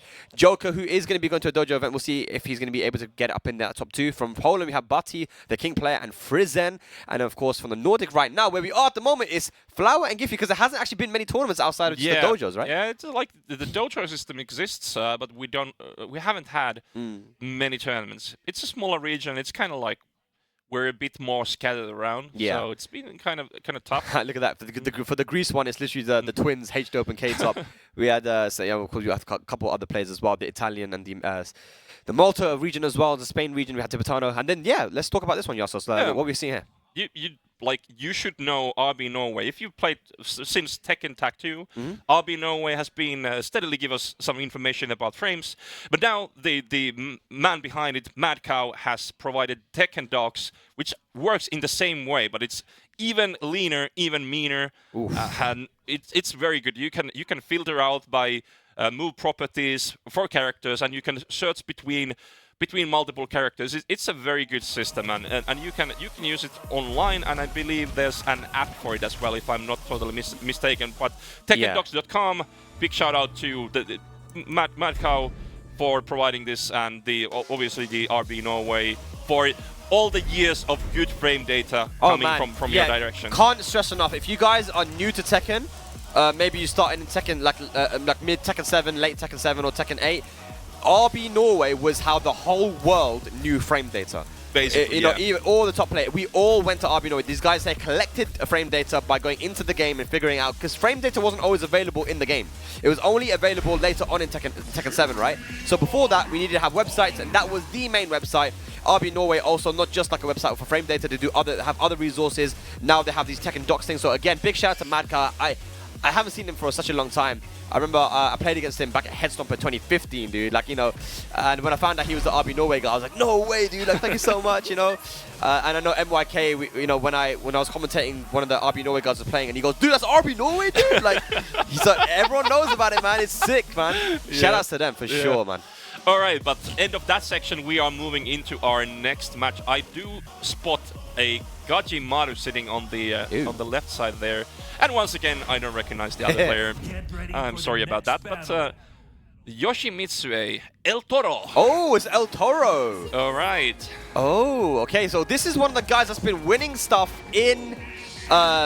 He's been winning things in Denmark quite a lot. He's part of a family of Tekken players. All right. That play at a very high level. Him and his brothers play some strong Tekken. So tell me a little bit about Gajimaru though. This is looking like Gajimaru is a guy who plays Alisa. Okay. All right. he's a Finnish player. He's a very methodical, analytical player. Yeah. He's playing Alisa because he likes the character in the meta way, as a character function, and not like the other way that some Alisa players might love her. So he's truly a man of playing Tekken, and he has, for example, he has tech videos of the character. So he's been lapping the character, so he knows a lot. I'm glad you made the distinction between he's a guy that likes the character tool set, not the character itself. Yeah, you know? I have respect for that, man. And, both ways are okay. Just don't get disheartened. But it's okay. Yeah, maybe you think they're okay. I don't know. I'm not gonna say the same. You know, this annoying robot with pink hair, man. Anyway, it's looking. We're now even Steven. We have one round each, so even stuff. Yeah, like I said, El-Toro has been putting in work and damage in the region of Denmark, man. Right. So yeah, Gajimaru, this is it's a serious match right now, but very even at the moment, like you said. All Alright, down 4 is very good nowadays. Down 4, 1+2. Yeah, it's very good. Okay, and counter hits and gets the heat there. Guaranteed. Okay, looking very good for Gajimaru now. Both on heat though. Wow. Alright. Good shot there. Takes the round. Solid. Into the chainsaws of 4-2. Wow, whoa! Nice Did he back movement. that first? Like he did. Like I said, he knows about the character a bit too much, in my opinion, because he's a bit too good. You know, unleash the unlocked potential of all Alisa players is resting on this man. Yeah. Okay, nice. Oh, nice Good job. interruption from El-Toro. He really needs that because Gajimaru needs a good lead, but it's turning around now. Oh, Wow, no respect. Good stuff. Chainsaws are out now. Chip damage, one more mix that's got to kill. Whoa! Did you go for a 10? Was that a 10-hit combo? You went for the 10-hit combo? Wow. I like, no one expects that. Yeah. Like, I wasn't expecting for that. And I don't know, chat, tell me, is anyone actually expecting for that to happen? I've actually never seen Alisa's 10-hit combo, man. That is insane, dude. Like, you recognize that? I was like, what move is this? I was more like that. The fact that I've never seen it before, that's why I knew it was a 10-hit combo. I was like, bro, I've seen every move but that. Good stuff, man. Alright, so Gajimaru on the board, but El-Toro still a very dangerous guy. Starts off with a side stay 1 counter hit. Alright. And taking a good solid lead here. El-Toro has the wall pressure. Gajimaru does have some... Oh! It's still going on. El-Toro still has the pressure. Gajimaru trying to find a way to get out of there, but El-Toro moving really well. And here's the heat. Gajimaru, okay, nice interruption. Use that so well to trap. Oh! Whoa, what the hell? It's even now. El-Toro. Oh my god! No way, Gajimaru! Is that against rules? She has missiles. Okay, but he has a sword, so I guess it's even, right? Dude, rocket to the face. That was crazy. What are we seeing here, man? Alright. This is the true footsies of this game. Alright. Are we gonna explode? No, we're gonna go for the ground hit. Oh, looking kinda rough now for Gajimaru, but he is up 4-3. Oh, okay. This might be super close to actually taking it. There's a lot of scaling though due to the wall explosion. But yeah, it's not dead. He has rage available. Good. Forward pursuit, and again goes for the mid. El-Toro stops the bleeding. Good option. Just going for the fastest mid you have, and takes 1 round. So 1 round each here in the second match. Yeah. Very clean play right now from Gajimaru, man. A very unique style of Alisa as well, I'm seeing. Alright, still El-Toro in a bit of a lead here. A lot more patience here from Gajimaru though. Gotta be careful. Whoa! Pogo stick. Oh, nice. Confirmed there. Beautiful confirm. Mix up time. Okay. Oh, and the mix-up bites this time. Gajimaru super close to dying. Then gets up to the unblockable. Very unfortunate, but not unfortunate for El-Toro, who takes it to 2-1 in the second match. Yeah, beautiful stuff, man. 1 more round needed to even it up. 1-1. We're seeing a lot more confidence. That QCF2 high crusher counter hit launcher to the wall. Alright, looking really good for El-Toro. Oh, the random hop kick tries to challenge there and tries to get a free launcher, but El-Toro just patiently waiting it out and taking the match. Yeah, very good stuff. I think Gajimaru being more patient here really helped El-Toro because he was getting pressured before, man. The timing, Gajimaru, his aggression was looking really good. But as soon as you give him a little bit of opportunity to get in, it becomes a lot more scary. But now we have no walls in play, which is definitely, I think, going to help Gajimaru, man. Especially with Alisa. Truly, because I think like being in the underground arena, that stage, if you are blocking for more than 1 second, you are blocking too much because you are going to be pushed to the wall, and that's the place where you die. But look at this though, El-Toro starts off very strong. He's got a lot of confidence right now with how he's playing. Chainsaws are out. Whoa, nice chase from El-Toro. Nice punish. Okay. And decent damage here. Okay, goes into heat. No doubt. Not quite. Oh, down 3 counter hit.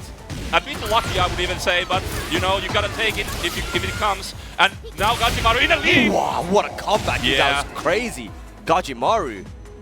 It just goes to show anyone can take this right now, guys. It can go either way. Ouch. Guaranteed. Got cheap. Okay, just goes for it. Nice challenge. Not counter hit throw. Oh! Try to go for side step 1, but Gajimaru, one step ahead, sidestep into the uppercut down 4-2. Oh no, doesn't get it. Okay, Gajimaru still in a very solid lead. El-Toro. Oh! And once again, just gets it. He's found some timing that we don't know of, but he knows. He for sure has downloaded right now, man. He's catching El-Toro sidestepping and getting those down 4-2 uppercuts. Gajimaru now moves with the set point. Look at this, going to be a confirmed hit.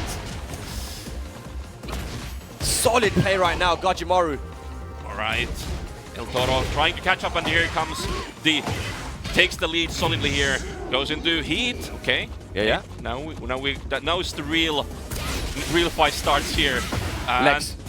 wow! What a block! Very crucial. Massive call out there from Gajimaru. He is one step ahead in the situation. Okay. So, nice. What a flash! Very good solution from El-Toro. It's not going to be dead though. I don't think that kills. Yeah, I doubt it kills, yeah. Especially with the recoverable health as well. It means the Rage Dust's going to do less damage.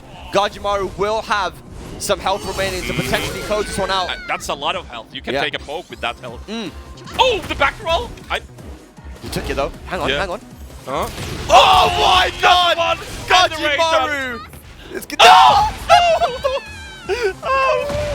The one situation where the Rage Art wasn't the right solution for your combo. El-Toro, if he wins the set now, that is going to be so heartbreaking. That's going to be haunting you for your life. Yeah.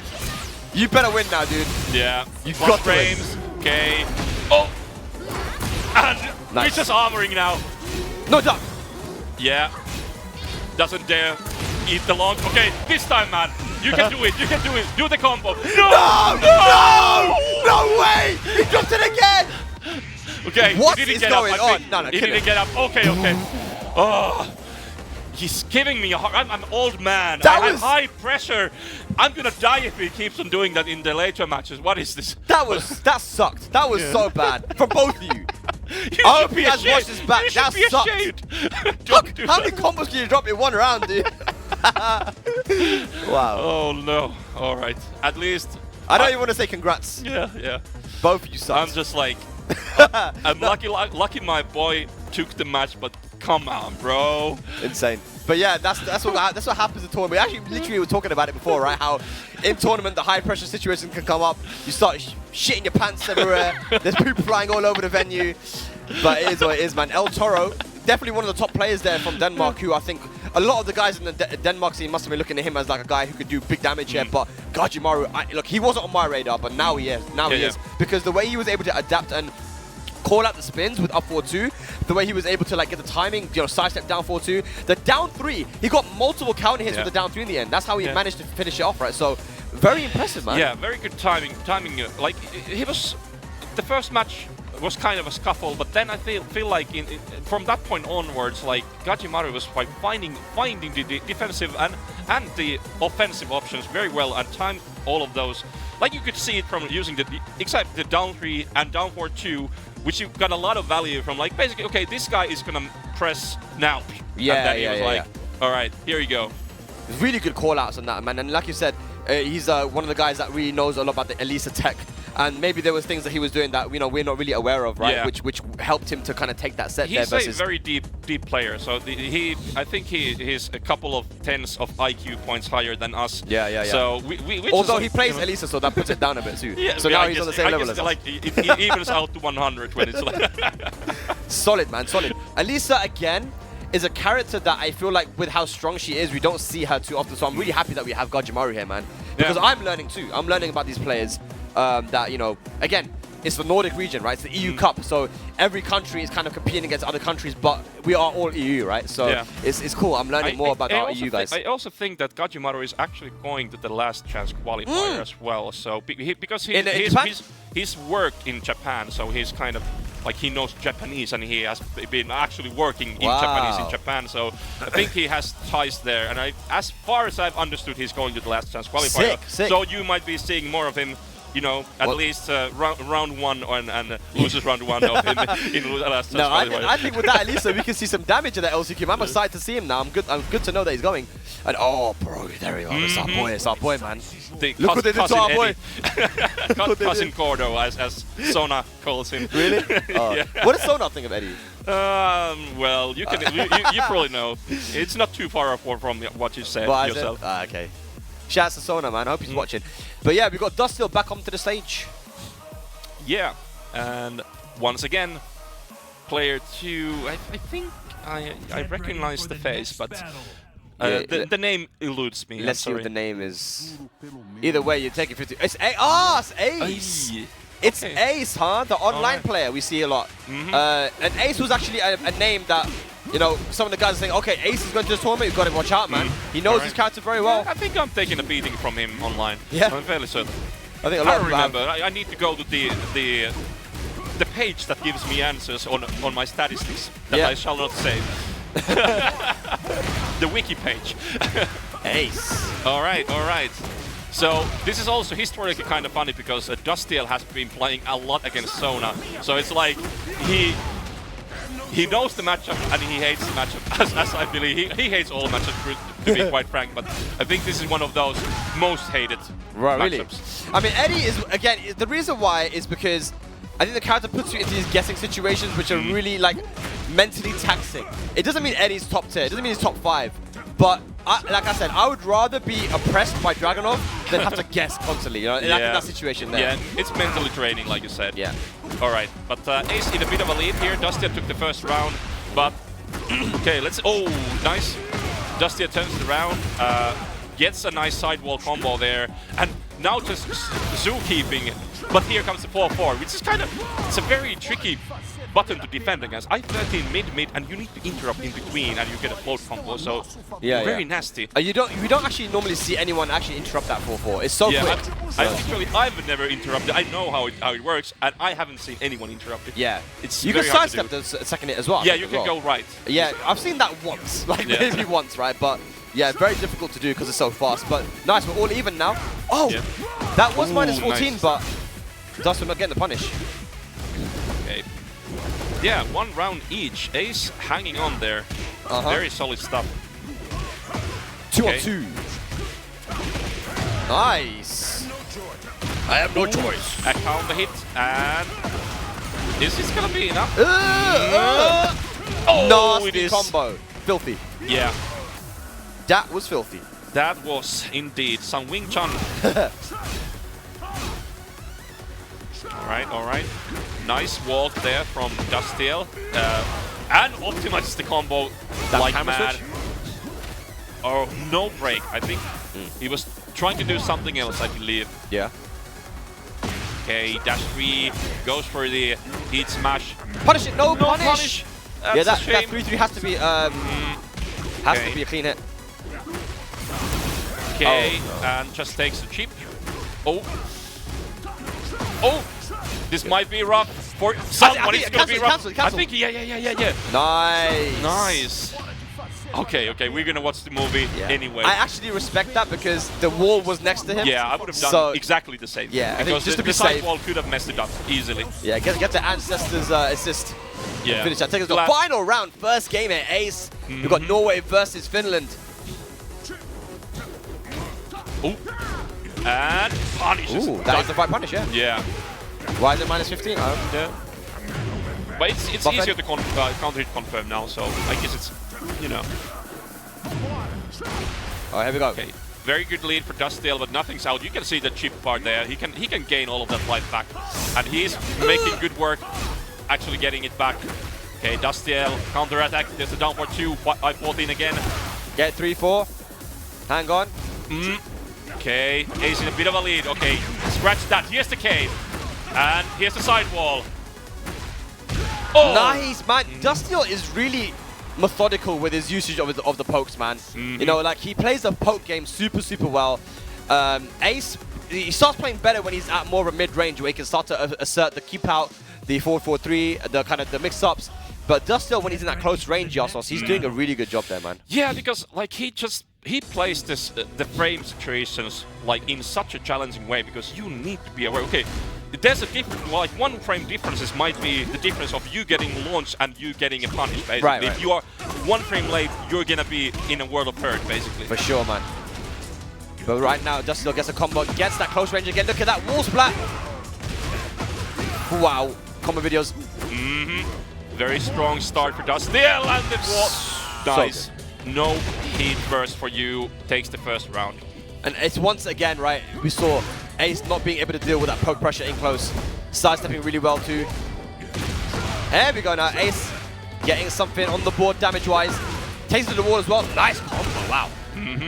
Very solid round now. Yep. Good lead. Dustiel is something fairly sizable, but he does have that chip damage. Let's see if he can actually pull it through the mix-up. Okay, doesn't eat it, and very strong use of the wall run here. Okay, it's even now. Just like that, man. Look at that. He's got heat available as well. Bam, bam, bam. Sidestep low, gets punished, and look at that. No respect for Dustiel. Just like that, moves onto set point here versus Ace. Crazy. Ace, one of the guys in the tournament that everybody was kind of scared of playing. Yeah. You know, I mean, playing any Eddy scared of was scary, right? But especially this guy. Yeah. And I think there was a lot of expectations, and I think he's cashed out because we are at winner, like full one quarterfinals already. Right. So, oh, the Kane again. Low launcher. You don't like. Why is there a Kane mix-up? Can you tell me, please? I don't know. It's one time per match, man. It's okay. It's like winner instinct is only one time per round, but it's fine. Look at that sidestep. One more, he's gonna do it. Good dunk, but no punish. Dustiel, no round brown. You gotta be looking at Dustiel now as one of the guys who you have to consider might go very, very far in this tournament with the way he's playing, man. Solid in close pressure, poke game, and punishment. Dustiel, everything kind of going really well for him right now. Good stuff for Ace. Scary guy to have in that loser bracket once again. But Finland, man, turning up. Yeah, Gajimaru and Dustiel. Yeah, doing that thing, man. It's great to see the guys pulling through, basically. Off stream, I can see Gajimaru is basically on the same round doing quarterfinals. He's trying to get into the deciding matches into top 8. So he's just at Gosain right now. And Flower, he's actually playing currently against Gosain. We sadly don't have that on stream. Yeah. Flower has gone to, not yet to the top 8, but we're going to see him on the stream against Bolt. So he beat Robmaster. Bolt's here? Yeah. From Scotland as well? Supposedly. Yeah, sick. Yeah. Wow. And Bolt has been a whale to get over to that match against Flower. So very interesting to see. Also can take a look at the loser side a bit here. Who's still alive? J-Boy playing against Harmonica. So Harmonica, the Finnish Raven, very good as well. J-Boy, the Feng from Norway. Yeah, J-Boy, sick. Yeah, they are going to play. The winner is going to be taking on Robmaster.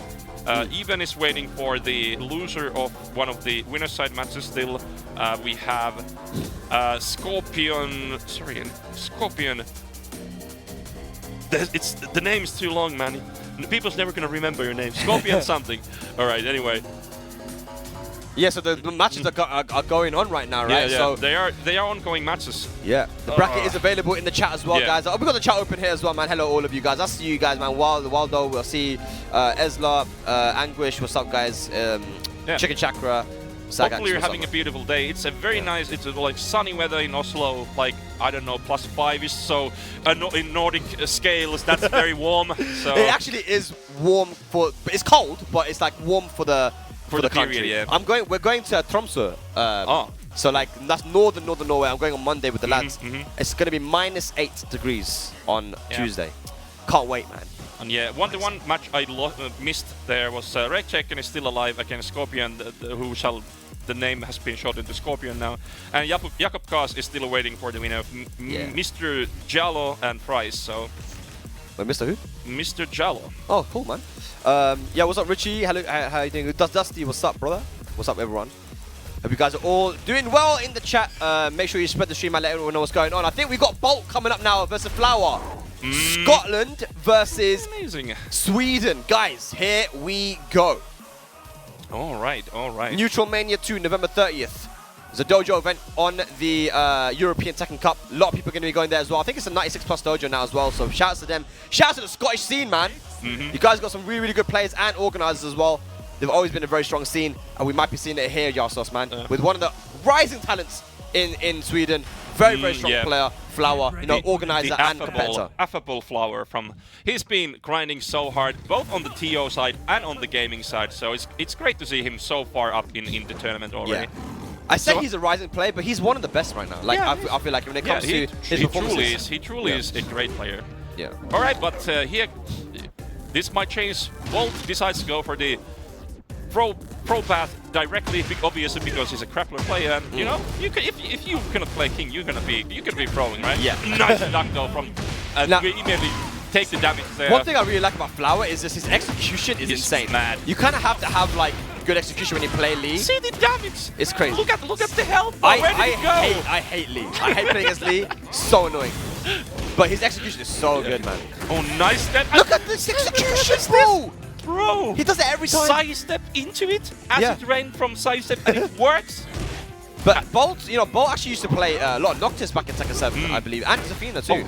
But going for the king here, and he's just a very fundamentally solid player, man. So how's your Scottish accent? Oh man, you know what? I would do it, but the Scots are in the chat, and they're gonna talk shit about me because even if they are gonna talk shit about you anyway. So. I know, but that's what I'm saying. Like my accent, even though it's sick, yeah, they're gonna be like, Spaggis, it was terrible. So I'm not gonna do it. All right, okay, But, okay, fair. Keep your secrets then. One random piece there, Sweden, UK. And another throw Ouch. sequence. And I call it the chiropractic special. You know, now the pack is open now, and now Flower is gonna start playing now. Oh, that's it. Oh, okay. Like you said, bit of a side angle, and he converts nicely. Okay, small size. It's like these small details you see in the execution. It's so nice to see. It's so clean. Lee's a character which the combos aren't necessarily hard, but they're easy to drop. And you and Flower has the execution right, so it's good to see that he's consistent with those combos. I think they are also kind of hard. Maybe not in this game as hard, because you got some new stuff for the combo gaming, but it's still, it's like... They're not easy. They're not easy. They're very challenging, I would say that. Anyway, Bolt in a good bit of a life lead here. Oh, that's gonna be nasty, I think. Oh, depending on what's gonna happen, he gets it. Yeah. Solid combo there from Bolt. Yeah, you know, utilizing the heat to get away from that kind of weird axis. Good stuff. Okay, just down for 2. Takes the bit of a lead here. Pushes through the wall, which is great. Okay, instant wall running 3-4. Beautiful. That was very nice. Back full gaming. The move we all love and hate. Oh, the explosion. And okay, counter it. And he just lands it casually. And so many people drop the down 3 counter hit into the follow-up, but you know, again, Flower getting it, man. Final round. It looks like it just looks easy for him. Yeah. Down 3, legs. Okay. Nice. No conversion. So yeah, I think you need to do downfall 4, and it's very hard and easy to drop there at that point. Yeah. A lot of muscle armor being used right now. Maybe trying to absorb the running 3-4. Or FF3. Yeah, there it is. Such a nasty move. I6 armor, by the way. Crazy. Or armor frames come in the 6th frame. Very challenging. Doesn't get counter hit by lows either because it's not an attack. Oh my God, Flower! He drops it. You were the chosen one. No! No! Okay, it's not out yet, but look at the damage on that man. Wow. It's like 60 damage or 60 damage. They nerfed from 65 to like some amount of damage. It's like 64. Yeah, like okay, that's a nerf, I guess. Dude, that was solid there from Flower. I mean, Bolt very even. Trying to go for the back 1 keep out, but the timing in the end there, Flower just throwing out that 4-4-3. 4-4-3 is so difficult to like to block because it can catch you out your movement very easily. Yeah. But Flower used it very well there. Good stuff. But you've got to be careful because, like I mentioned, the usage of the muscle armor absorb that 4-4-3 and punish. So yeah, this could, again, I feel like this could go even Bolt's way. Yeah, it was super close. It was super close. Not, like everyone's in still. It's like Bolt was playing very well. Flower just took the first match, and we're gonna see in this match, it's gonna be either Flower runs with the momentum or Bolt turns it around completely. Those are my bets for what's gonna happen, but we'll find out soon. I'm loving the confidence that we're seeing out of Flower as well in his playstyle, because before, he's getting more and more experience now the more he plays. He's gone to Thailand recently this year as well, been to the biggest tournaments, so the nerves are not going to be as much of a factor as it was before. I still remember his first tournament offline major was in Ireland actually, back, you know, just when COVID was a thing. And he was such a nervous little kid. Now, I mean, he's doing the same way. He's like what, 20 or 19 or something? Yeah, like he's very young, yeah. so he's still this good of a player. So he's gonna be a name in the future to look for in the international competition. He's already made a top 8 at the major as well in Poland. Had a crazy losers run. So Flower, can he close it out here? Back 4. Good sidestep, but no punish. Nice Bolt. defense from Bolt, though. Oh, Bro. the side, he didn't believe. Didn't believe. Sidestep duck. Okay, let's see. Are we gonna get it to the other end of the stage? Yeah, Yes, man, we it's are. Lee, bro. It's Lee, man. Look. Oh, you for real? Okay, no punish. I don't know if it would have Dash reached. up, giant swing. That's so That's probably crazy. gonna be enough. No, it didn't actually land on the wall. Okay, dash 3 and the back 4. That heat smash was coming out. He got. I think Flower got a bit lucky because it was barely on range. But he did it after blocking a down jab, which is so Flower had the cross range there, right? True. Good choice there from Flower. Here we go, throw broken. Set point now for Flower here versus Bolt from Scotland. And slides into Hwoarang 3-4 man. and dash 3. All the things are now landing. And the heat smash to finish it off there. 3 rounds straight. Flower 2-0 over Bolt. Taking it, man. I'm loving this confident Flower that we're seeing now, man. Yeah, he was playing out of his mind, and you know, it's not like it's more about the execution. I always knew of his execution, even when he was like an online player and he was streaming from home. I was looking at this guy has excellent execution for all characters. He played, I think he played all of the characters basically on a pretty high level in Tekken 7. But now I saw him first time in Joensuu. He came to play in one of the Turpasanos there, and I think now you can see him turning into like a true competitor and being more confident and having also the execution and having those nerves to back it off in a tournament setting. Is becoming more of a tournament player as of late. So. Yeah, I think that is mindset's everything, right? So the mindset that we're seeing here from Flower now, man, with you can see it in his gameplay, the aggression, the confidence in his reads. When you have confidence in your reads, you're able to play a lot faster, man. You're not hesitating at all. The last round, man. The last round, everything landed. It was like, are you even trying to block or what? But he was just so much in his head and he just got those. Because I just went straight for the heat smash in the end as well. He just his decision making was so quick. Yeah. So yeah, love to see that, man. But I think Bolt, that was that to make it top 8? I think or was for the qualifier. No, that Bolt's was quite far in the tournament right now. Flower, no, not out of the tournament. Flower is on top 8 on winner's side. Wow, Flower makes top 8 winner's side. That's a top 8 qualifier. So Bolt is also very close to making it into top 8. I think he only needs a couple of wins now, so not over for him yet, for sure. He's basically he goes into the qualifier. Yeah. Also, one more game. He needs one more win, and he can get into top 8. And that will be on stream as well. That will be. So guys, Bolt will be coming back on stream later on today in the loser side for a top 8 qualifier. So you guys that are watching from Scotland, your boy's still in this, man. Yeah. But yeah, who else we got, man? Looks like who won the Gosain match? That hasn't happened yet. They haven't marked the score. It's like 20 minutes and going. It must be super close then if it's 20 minutes almost. I mean, Alisa and Law with Gosain's playstyle, if it's on infinite stage, they're just going to be backdashing all day playing Tekken 7. Yeah. I can see that going 20 minutes. Yeah, or it also might be that they haven't just marked the score, but who knows? But that match, the winner from that is... Gonna go against Dustiel, there it is. Okay, they just haven't marked the score. So it looks like Gosain did beat Gajimaru. All right. And he's gonna be going. This is a top 8 qualifier. Yeah. Gosain, our champion from the EGX Arena Tekken European Tekken Cup Major in UK and Ireland. That was good, taking it over Jod from the loser side. He reset the bracket and won. That is not easy to do against someone like Jod, man. But Dustiel, this is a player we don't have a lot of experience against, right? So with the way he's playing today too, Yosos, Dustiel is playing solid. Yep. But I know Gosain's one of those guys who knows matchups really well. He's not, even though it's Leroy and we don't see many of that character, he'll know what his options are. All right. I'm very much looking forward to seeing, like, these are the matches I'm here to see, and I'm very interested to see, like, our boys taking on players like Gosain, who already have this 550 points, and he's looking to get more. Yeah. Got a lot of points on the board here, man. Gosain, our #1 seed in this tournament. Now that Joker isn't here, he took that #1 seed there, so let's see what Dustiel can do, man. This would be a massive result, I feel like, for Dustiel if he can take this, because Gosain, internationally recognized top player. Dustiel now traveling out, and you love to see that. You love to see that he's traveling out more offline to some of these majors outside of Finland, right? So this would be a huge for him. But here we go now. UK versus Finland. All right.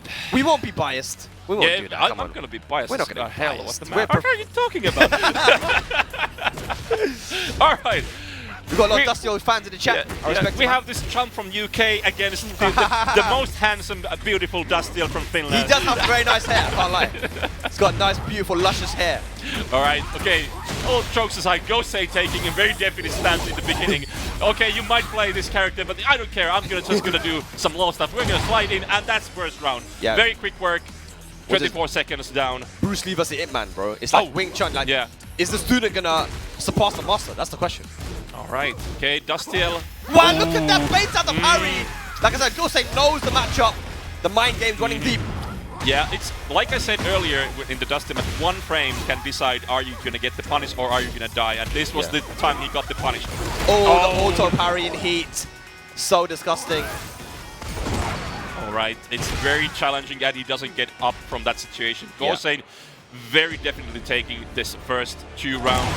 Oh, keep out nunchuck. And Gosain said that that's something that he loves to do. Loves to use that keep out nunchuck at certain ranges. At certain ranges, it's really hard for characters to punish it. Yeah. Oh man, it's a wild ride for Dustiel right now. Okay, nice block. Gets into the game a bit. At least gets something now. All right, it's a wall combo. Has a lot of catching up to do. And he's doing the catching up though. Okay, let's see what Gosain's answer is. And no break on the launch throw, and that's 1 match down for Gosain. Yep, Gosain looking good, man. 3 rounds straight. Dustiel's gonna have to do some thinking, man. We don't usually see this level of aggression from Gosain. Normally he's a little bit more passive, but I think he understands here I need to either kill or be killed. Yeah, need to go in there. He truly understands what's the right solution. It's been working beautifully. Yeah. Okay, let's see if Dustiel has a set of working brain on him and he can actually turn this somewhat around. I'm hoping for that. It would be nice to see a bit more of this Tekken because this is very interesting. Oh, and there we go. Can be doing I-11 moves there. You need that I-10er. Okay, it's a bit more even now. Okay. Yeah, he's got heat available as well. Okay, both guys activate heat. Back 1-2. Back 1-2 again. No. So that's a 3. Oh! While standing 2.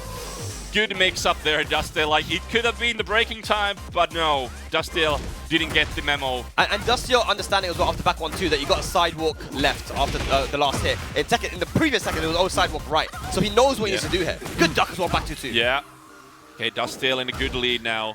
Gosain 60% health. Slice. 60% doesn't mean anything in this game, really. Okay, Dustiel getting that damage. Nice throw break from Gosain. Okay. Oh, wow. Flip. Okay, here's the heat. Oh. Nice, right through that. Yeah. It's up time. Oh my god, oh dude. No. Why does it give a combo, bro? Full combo. Oh, he dropped it. The classic Gosain special. Dropping the combo. Okay, anyone's game. Oh, but it's Gosain's game. And that's the set point now. 5 rounds straight here for Gosain. Is he going to make it to top 8 with a side here at the Across the North European Tekken Cup Major? Let's it rip, and let's another one rip, and gets the wall splat. Here's the damage. Okay, that's a lot of damage. Oh! Nice lateral movement, and just goes for the Ip Man strings, and Ip Man is working. He's finding his pace. He's finding his stuff right now, man. That 1 round, maybe that's all he needs to carry on the momentum. But right now, Gosain starts off with a slide. Good punish. Okay. Dustiel has been finding a better pace all around. Another punish, too late on that whip punish. Nice block from Gosain. Okay. What a call out. Okay, not going to be near the wall though. I don't think he gets the warhead, especially with dropping combos. Okay, anyone's game.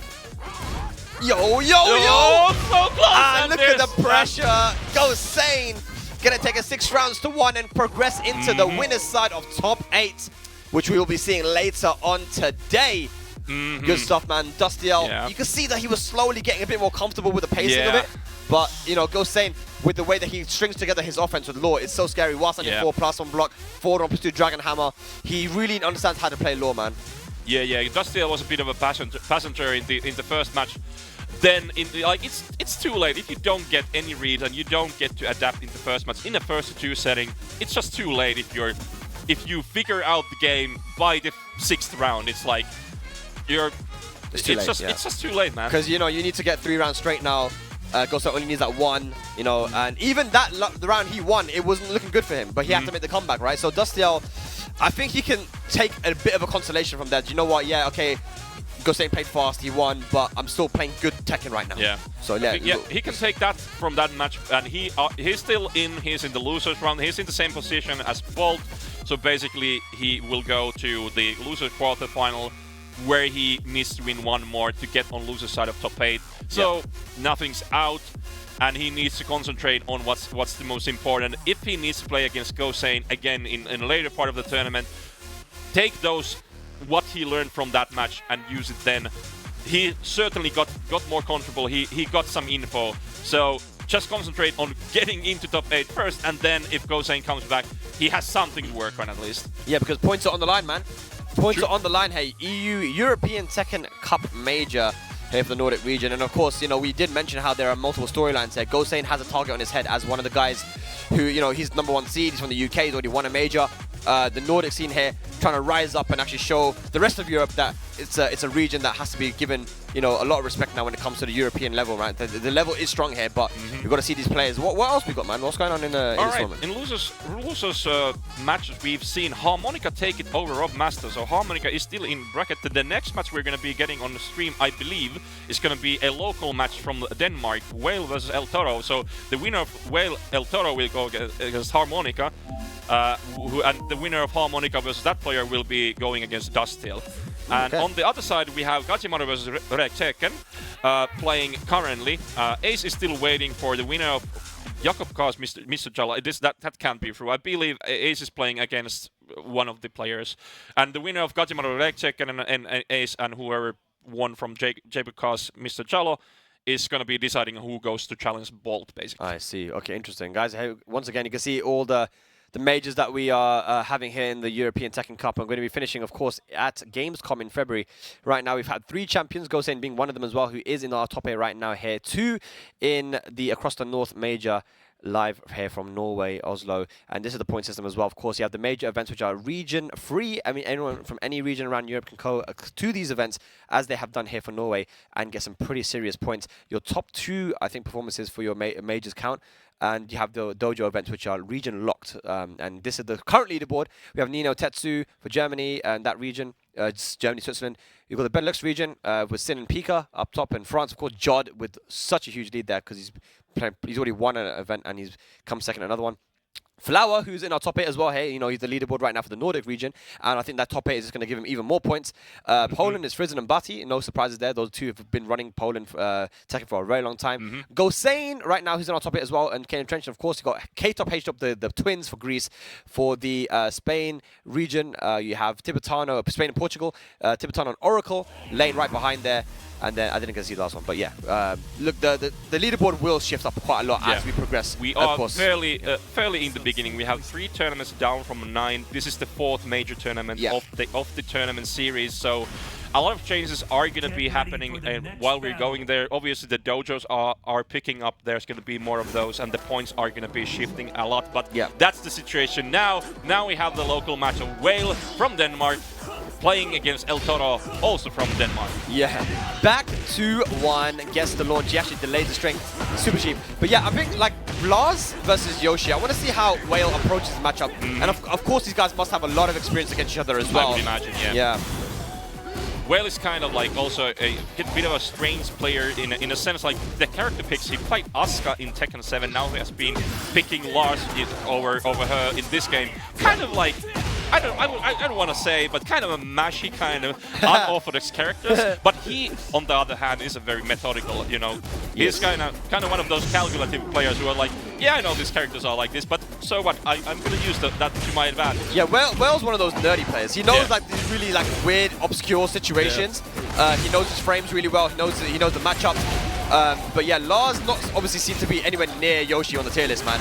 But still is able to put those 50-50. So talking about 50-50, though, here we go, another one. Yeah. Gets it right to nice duck there. And Whale already got the first round as well, so yeah. Nice defense. I remember going to Denmark as well, and Whale was actually one of the guys that was, at the time, #1 in Denmark. He was winning all the tournaments there, right? So Let's see. I think he's still the guy, right? Still, maybe, yeah. I'm gonna be honest, I don't follow the Danish tournament scene that closely, but Yeah, you know what you're saying there, guys? He's like, Finland too strong, Denmark get on our level. Once you get on our level, then I'll start watching your events. Man, like Gajimaru, Dustiel, you know? alright, anyway, well leading 2 rounds against El-Toro, but now El-Toro is making a stand here, taking a lot of damage, and one interaction might be enough. Oh! Here comes the down back 4. Will he pull it off? Okay, okay. Whoa, miss up time. Still, it's kind of iffy. El-Toro is trying to find an opening. He just needs one good hit, and that's it. Yep, the Alright. smash. Good option. He was starting to doubt himself because, like, Well just came in so hard. Trying to go for the down forward 2 there, but straight. Nice punish. Back 3-4. Ubugini. And El-Toro in a bit of a life deficit here. Well doing some, I don't know, Lars stuff. Yeah. Back turn. Who Not knows? Lars stuff. Okay, and stands pressure from Whale. El-Toro in a... Okay. Helicopter. Caught up. Could go either way. Okay.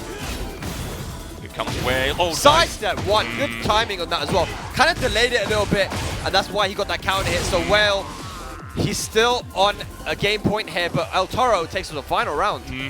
Yeah, I think like Whale had a good start, but now El-Toro is starting to show his horns, I would say. This is kind of similar to what we saw in, against Gajimaru as well, right?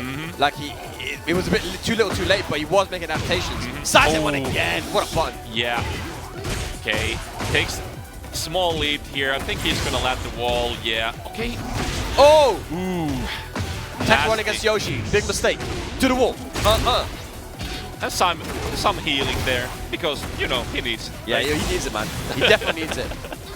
Oh Wow! Why would nice. you go for the finish there? If he's gonna bring it back from this, he's gonna be an absolute god. Okay, he goes for the rage art. I guess he just wants to maximize the gray health he's gonna take off. He's gonna take a bunch, but it's still kind of rough. He also gets a little bit of health back as well. Whilst at it too, but he doesn't actually get the float combo. Oh man. No flash. I would have expected to flash, and Whale was expecting that for that as well.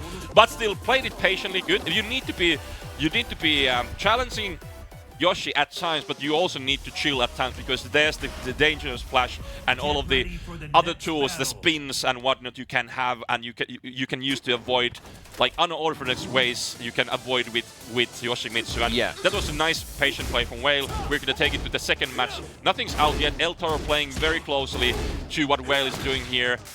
Yeah, it was a fantastic comeback there from Whale in that final round. Yeah. But it's because El-Toro does... It seems like he's not very confident in his reads to close that round, man. But look at that, though. Oh, my God. Okay. Didn't want to go for the back two, too? Interesting. Yeah. A counter hit down back 4. And that life lead for El-Toro meant nothing because we have turned it around. Okay. Back two, had it. Ooh, nice. That's that. Smash and yeah, the balcony. Gets sucked into it. All right, El-Toro on the board here, second game.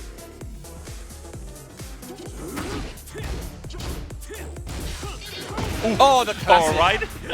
Yeah, so that beats a lot of moves, man. That crushing there. I don't know who came up with the attack, man. Someone came up with that. But it's so cheap. It beats like every counter just down for 1 almost, I feel like, man. All right, that's a lot of damage. And okay, El-Toro getting the heat engager. Okay, we're doing some pogoing. Yeah. Pogo sticks never went out of fashion. All right, that's El-Toro taking the lead. Oh, we're doing some Soul Calibur stuff here. Nice. Yeah, nice. Look at that, El-Toro. Good stuff. He's on a roll.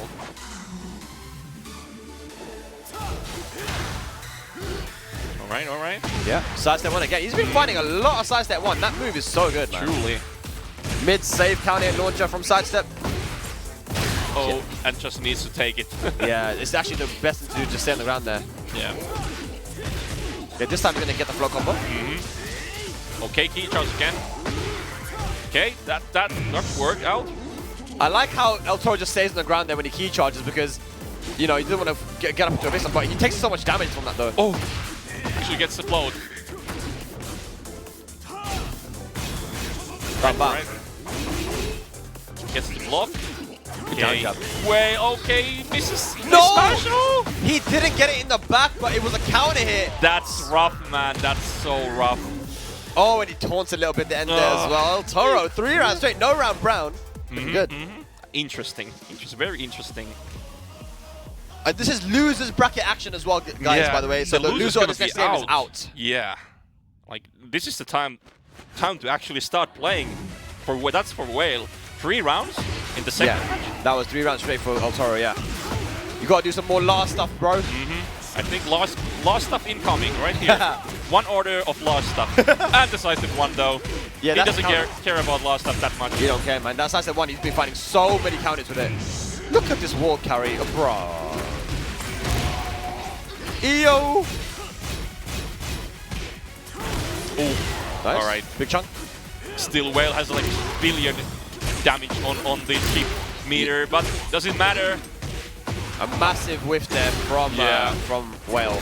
And that will be the round as well. El-Toro, look at the combo there from Yoshimitsu. Yeah, very good optimization from El-Toro. Yeah. And he's 1 step closer to taking the whole set. Okay, sword away to get the actual mode of Yoshimitsu. Who even has the sword anymore? No sword Yoshimitsu is even scarier than sword Yoshimitsu. Yeah, man. that shouldn't that be the other way around, man? It should be, man, yeah. You don't need the shank. There we go. Nice flash. To the bloody hell. Look at this combo, man. Oh, man. Oh. It hurts to watch. He's partying now, Yasuo. He's partying now. Yeah. Nice. Someone stop this man. It's too much for my pure old heart. Bro, 5 rounds straight there. El-Toro to eliminate Whale from the tournament here across the north. I think we need a blood test. I think he took something after the first match. I don't know. Urine sample. Yeah, there's a urine sample happening. I think it's on Whale currently. Okay, Whale, we believe you can pull it through. Yeah, we got last stuff here. Into it, man. Oh no. Is this gonna be it? Good break. Rage available, good punish on the hop kick. Oh! Oh! Okay, no! The down freeze! I think he's gonna die, and that's 1 down for El-Toro, and that's the match down for El-Toro. 2-1 over Whale. The local match has been decided, and it's El-Toro who advances to go play against Harmonica in the loser's side of Across the North. For top 8? Is that for top 8? No. Harmonica El-Toro will play for the honor of playing against Dustiel to get into top 8. Ah, okay. So Whale eliminated, I think, just outside of top 16, I think. But you know, it always sucks to play against the guy that's from your own region. But when you're at a really high level, that's something you guys are gonna meet a lot, man. Yeah, so. It is what it is. Yeah, there's no perfect way of making seeding for tournaments. It's always gonna happen, and if you want to win, you gotta beat everyone. That's just how it goes. That's how it goes, ladies and lads. That's how it goes here, man. Across the north. Yeah, I mean, look, we got Gosain and Flower in the winner's side of top 8 right now. Yes. Who else is it? Like, who else is in the winner's side? No, we don't actually have, like, those are the only 2 we know as of now, because the because the pool 2 has a side. Yeah, we have 2 pools, so we only advance 4 players from this pool. So the next match, probably, I would imagine it would be Gajimaru versus Ace, which also is going to be a very interesting match, because I have some inside knowledge of what's going to happen, because the famous Finnish Discord had a conversation about this particular matchup and what's going to happen, but I will not spoil it yet. Oh, okay, I'm interested. Yeah, I want to hear this lore, man. I want to hear it. There's gonna happen something. Yeah, no, there was just there's a particular thing that's gonna happen when we go to the character select. Oh, I see. So it might not be Alisa who's gonna be on stage against Eddy. Don't tell us who it's going to be, because I'm excited to see who it is. Okay, give us your best guesses. What's gonna? And the Finnish people, don't spoil it. Don't spoil it. Who is he going to pick versus Eddy? And I'm gonna look like a fool if he actually picks Alisa now, but yeah, I'm gonna take that risk. it's gonna be The thing is funny. that, you know, back in the day, Zafina used to be good versus Eddy, but I don't think that she's great versus him now. Like, I think there was a paradigm shift basically when they changed Relax to be on crouch state. So that changed how the matchups work against Eddy. Because your down forward 1 doesn't matter anymore. How good your down forward 1 is. You're not floating. I think it's the same kind of for Alisa, because not Alisa. I mean for Asuka. Because Asuka was really good because you had like 1+4 and down forward 1 that hit very low, and you could do that, do like counter offensive. But now it's like, okay, back 3-3 is -15 crouching, and Asuka is like, okay, what can I do? Like, it's like, you can do down back 1-2, and it's like, alright, Yeah. I used to be able to launch this. There has been this shift in how those matches work. I'm gonna guess Nina or Dragunov. It's got, like, that's the safest guess, man. It's gotta be. Who's he gonna go for? Let's have a look. Please don't be Alisa. Don't be Alisa. Bro, do it for me. Let's see what character he goes for the Eddy. Yeah. I was so I confident. can't even think of a bad matchup that Eddy has, though. Jun Kazama. Ooh, okay. Yasos was right there, man. You know, he's gone to a different character. But why the Jun? Did he explain? It's purely dash 3 interaction. You get a launch for the dash 3, basically. Because the read was that Ace is using dash 3 a lot on neutral, which all Eddies are doing, to be honest. But the read was that when she gets while standing 3, as a punish for it, it gives her a bit more benefit than having Alisa doing while standing 1-2. Right, yeah, that is a big decision. Like 4-4-3 now being -14 makes a big difference. But she can't launch the back 3-3. That's one thing, right? That's the downside, basically.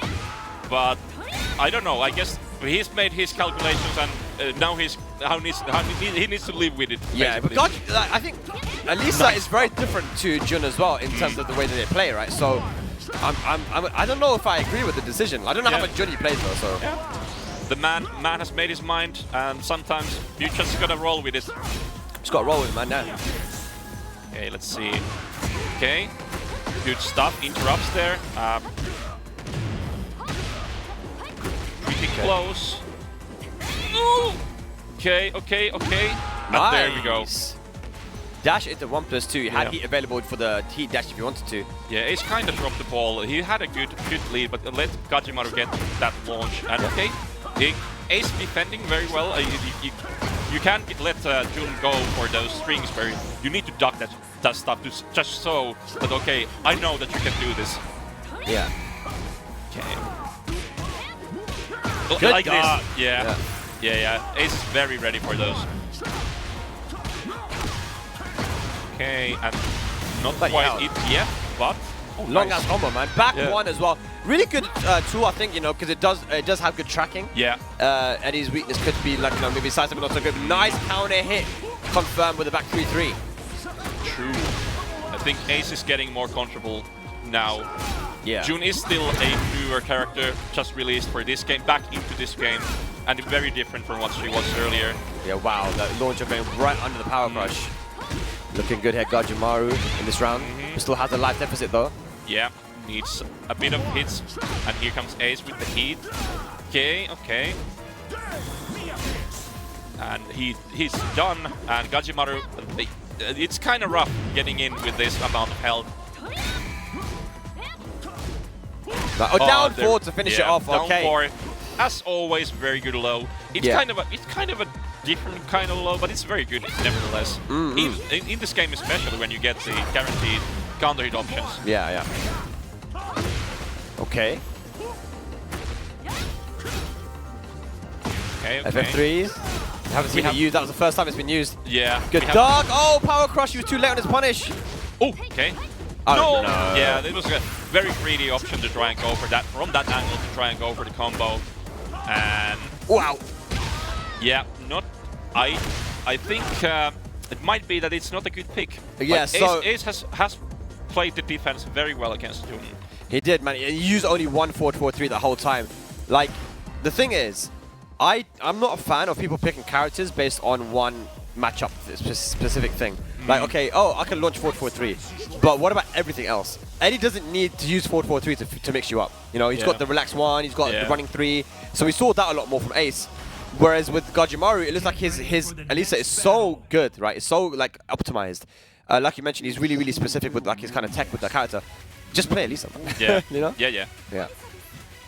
Well, he got to try it in a tournament and it didn't pay off. And I think Ace was really the one calling. Like, he adjusted beautifully because he was playing the dash usually in the earlier matches against different people. But now he saw what was happening and he changed his game plan like he should. But let's see if Gajimaru can actually pull through with Alisa then.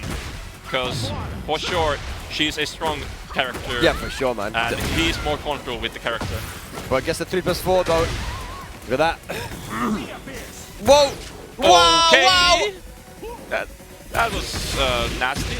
Okay. That okay. went under his jab. What? Huh? What? What? And it still hit him! That can... Alright, alright. There was a lot that happened in that round that is hard to explain. Alright, yeah. We need a replay takeover, bro. This guy's crazy, man. And we need to go there and call like, okay, stop the match, we're gonna go Yeah, do a stop the replay takeover. Press R1, save it to your favorites. Power crush, the trade. That was a counter hit. And so many lows hit from Ace in the second game. Bloody hell, what's going on? Punish there with the down forward one. Overextension from Gajimaru. This is Gajimaru now facing elimination across the north. Alright, at least interrupted there. Okay, oh, the armor. Full From combo the burst. though, wow. Okay, Ace has been playing very well. You can't deny it. It's just he's been playing like mad here. Yeah. Without plus frames. Still has heat available. Okay, let's see if we can actually figure out. While Hwoarang 2 seems to not be the thing he's looking for, that whip. But I don't know what it is. Hwoarang 3, 4 perhaps? Yeah. But this should kill with the right card. Never mind. Oh! The call out. Oh, Ow, another one. Alright. Lovely combo. Oh my god, I'm sick. Okay. I don't know about this man. No dog! Oh! Nice. At least gets one round down. And I'm hoping for some more Tekken, but Ace has been playing very well. And that block. Yeah. That block. Yeah, he shut that down real quick. Yeah. Wow. He got some freebies earlier with the down 3 against El-Toro, but not against Ace, it seems. Yeah. Nice duck. Okay, but the armor, very good call from Ace. And it's looking very bleak here. Punish that it. should be punishable. Oh, no yeah. punish. No, No. what is even happening with that burst, bro? And the low to finish it off. Ace recognizing that Gajimaru wasn't ducking. Went for so many lows in that game, but also just stringing together some really, really good mix-ups with Eddy. Gajimaru will bow out of the tournament here for across the north. Very, very well played, though. GG's, but yeah, man. Close but no cigar, man. Yeah, it is what it is. Sometimes it works, sometimes it does. I think Gajimaru has been a bit... Like, he hasn't been very comfortable with the Eddy matchup for a long time in Tekken 8. From the release onwards, I actually, like, in one tournament, I beat him over with Eddy. And I think there's something, he's trying to find solutions. That's why he picked the character, because even domestically, he hasn't been doing so well in that matchup. And I think he needs to find some way to be comfortable playing against Eddy. I think that one thing that's very important, especially you're using Alisa versus Eddy, sidewalking left is so good. I think that if you can get your timing down, like you did versus El-Toro earlier, sidewalking left beats forward 4-3, it beats the power crush, it beats running 3. A lot of these moves which start Eddy's offense. If you sidewalk left, if you can keep the range, and Alisa is one of the best at movement with the sidewalks and the back dashes. For sure. Utilize the sidewalk left and put it into your opponent's head that they can't just keep on throwing out these really crazy moves that give Eddy 50-50s, So, instead of being like, oh, I can punish 4-4-3 with -14 with I-14, sidewalk it. Launch it that way, Yeah. Alisa has plenty of whiff punishment tools. Exactly. Especially in that situation when it's like hop kick is just takes very low. You don't need range. You can just just sidewalk and take it. All right, anyway, here we go, ladies and lads. Where are the Scottish guys in the chat, man? You guys were here earlier. You got to come back because this is a top 8 qualifier now. It is going to be Bolt from Scotland going up against Ace. So Eddy versus King most likely to be the matchup here, Yasos. The matchup, I think this is one of those paradigm shift matchups. Think like earlier, King was very good in the Eddy matchup due to down 4 being so oppressive against the stances. I don't think it's that bad nowadays. Okay. King obviously is kind of like a gambling character, I would say, in this game. But from Bolt, he was playing very clean, but you could play King in a very dirty way in this game. You can. And the thing about King is you can play him in so many different ways. Yeah. But we'll soon find out. Okay, I like that. Just random Mirage. Or I think it was just calling the timing, but let's call it random. Let's see if he's going to do it again. Ow! We do actually have the rodeo spin, but it's behind the stands there. But very good start for Ace now. Wow, good done.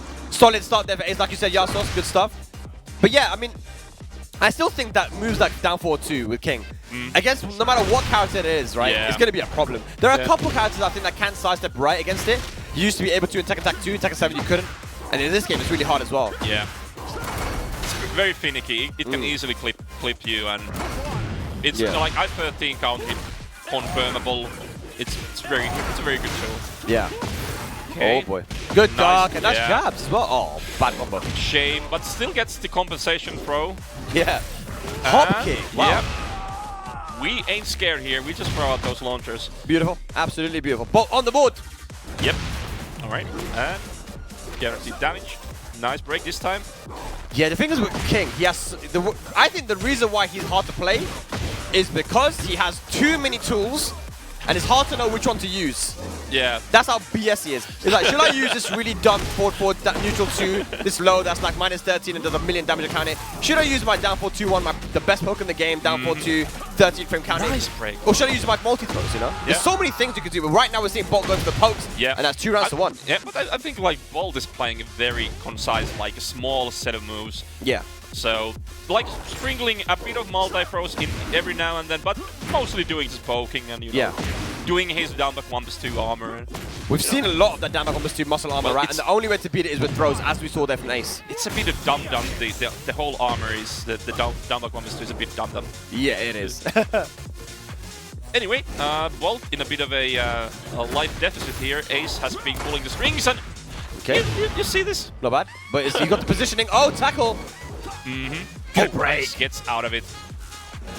Oh, and let's take them. Okay, just cancel this down. Are we gonna see dash giant swing? Oh, nice! That was so good. Good option. Okay, so close now. Ooh, the second jab just hit him. Final round, first game. And I like it what I'm seeing from Ace here. The counter to the muscle armor, dash up into throw. All right, we're playing a bit more tentative now. We're just waiting it out a bit. Yep. We know what the stakes are, even though it's just the first match. You don't want to be the one losing this one. Yeah. Very close. Oh, goes for the shove. Okay, just goes raw. And what a punish for it. Bolt really on top of his game. Oh, nice. Oh my god, oh my god. Not looking too bright for Ace. No, it's blocked though. Clutch block. Oh, the trade. Very unlucky while No. No way. For real? Ace what is a play so from clutch. Ace. So clutch. Bolt dropping that game, and that's gonna hurt your sauce.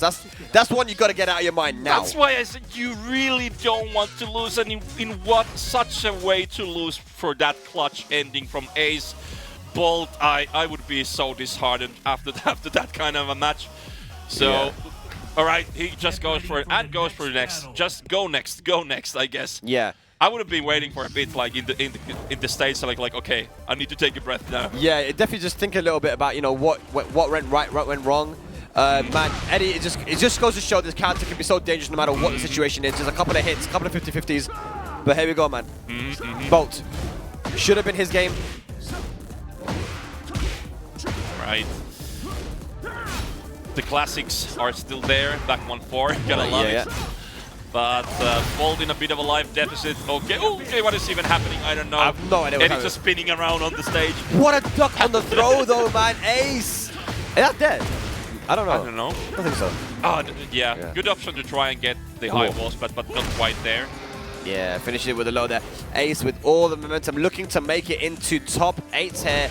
Representing Norway down 4-2-1. Beautiful play. Okay, explodable wall. Amazing adjustment for the explodable wall there from Bolt. Dash giant swing! It's so cheap. I can't break that. I can't break that, man. Yeah, it's impossible.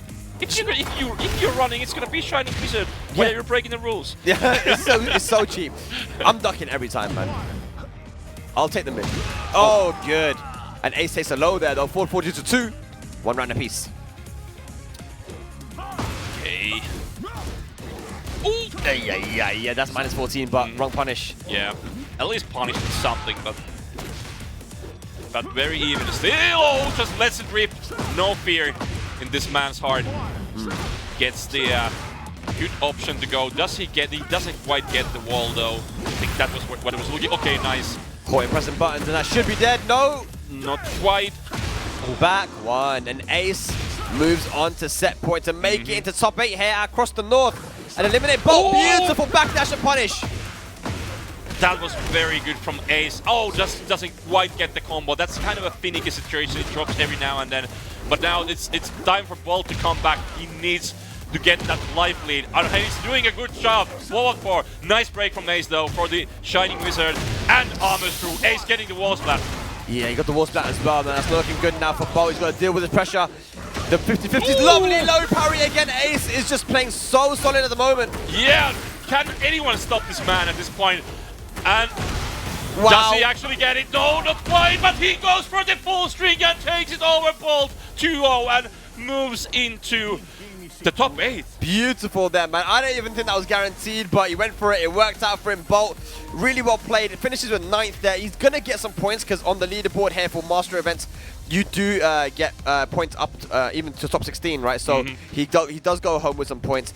Man, that was very clutch from Ace, man. You know, he really knows how to finish off these rounds. Amazing player. He's really good in the scramble as well. That first game should have gone Bolt's way, right? I mean, he had everything going for his way, but he understood there's some really weird sidewall situation going on here, and he just did his thing. He you know, balls to the wall, and it just works, man. So good stuff to the Ace, man. And with punishment at the end was really, really on point too. So that Eddy is scary, man. Yeah. Ace really putting out, like, he's single-handedly raising the tier of Eddy in this tournament, I think. Yeah. But yeah, that was that. I think we have one more match for Pool Dustiel, 1. right? Yeah, Dustiel versus El-Toro. So, so I mean, do you guys have Yoshimitsu's in Finland? Tome. Oh yeah, you mentioned Tome. Yeah, so he must have a lot of experience then. The best player in Finland currently is the Really? Yoshimitsu player. Yeah. Wow. He's won the previous 2 tournaments. Sick. So I mean, Dustiel, I'm guessing, has played against him quite a bit. I mean, you must know. I mean, even if he hasn't, online you're playing against Yoshi's, dude. Yeah. Yeah. Yeah, you're gonna be playing like Dustiel plays. Like you're gonna be facing those Yoshimitsus. He's for some reason he's fairly popular nowadays. I don't know what's the reason. I don't know. I think the design, probably. Yeah. You know, his new design. I'm guessing that's why everyone's using Yoshi now, right? Yeah. Crazy. I would imagine Dustiel has thousands and thousands of matches online. He probably has played against him. I don't know the particulars. Like Tome and Dustiel are in completely different parts of the country, so I don't know how much they played. I could imagine them playing, especially maybe warming up for this tournament. Who knows? But like I said, Dustiel has a lot of experience from a bunch of online players. Yeah, I'm interested to see what is going to be the way that he approaches the matchup with Leroy, because I know Leroy does have some pretty cool homing moves, but he likes the pressure, right? A lot of pokes and stuff. With that kind of aggressive playstyle, you've got to be careful because defensively, Yoshimitsu just has so many tools that can stop your offense. Yeah. So yeah, he's going to have to be careful. But the thing is, Dustiel is a very careful player, though. Right? Yeah. But you do remember, but this is also like it goes the other way around. Like Leroy also has a lot of tools that can stop his offense. Yeah. So not a lot of people can grab your sword with their hands, but this guy can. Yeah, true. The parry, the sabakis as well. Yeah, definitely. All right. Here we go, ladies and lads. Our final set of pool number 1. One of these guys is making it into the top 8 on the loser side. Finland versus Denmark. Here we go. All right. Dustiel, I don't know, El-Toro, for whatever reason, he backed to the corner, like voluntarily. So, I don't know what's the play here. Maybe it's this one. He's actually now pushing Dustiel against the wall, gets the combo there. And in heat, the Soul Caliber, nice interruption. Okay. Oh, okay, that was nasty. Back. Beautiful, big damage. Oh, just lets it rip and the combo works. I like that. Taking risks as well there, you know, finishing the string, because maybe El-Toro thought he was going to stay in the stance there. Good stuff, Dustiel on the board. All right. We are getting more health when we have 100% health. that the Yoshi way of life, that's going to be like a Season 2 buff. Yeah, in Season 2 he will get more than 100. Yeah, more than 100, yeah. There's another health bar to start filling up. A real, like, Dark Souls boss, kind of. Dark Souls boss. I mean, he plays that one, man. Bloody hell. All right, anyway, El-Toro in a solid lead, but here comes Dustiel with a combo. probably not gonna get the wall with this, or does he? No, okay.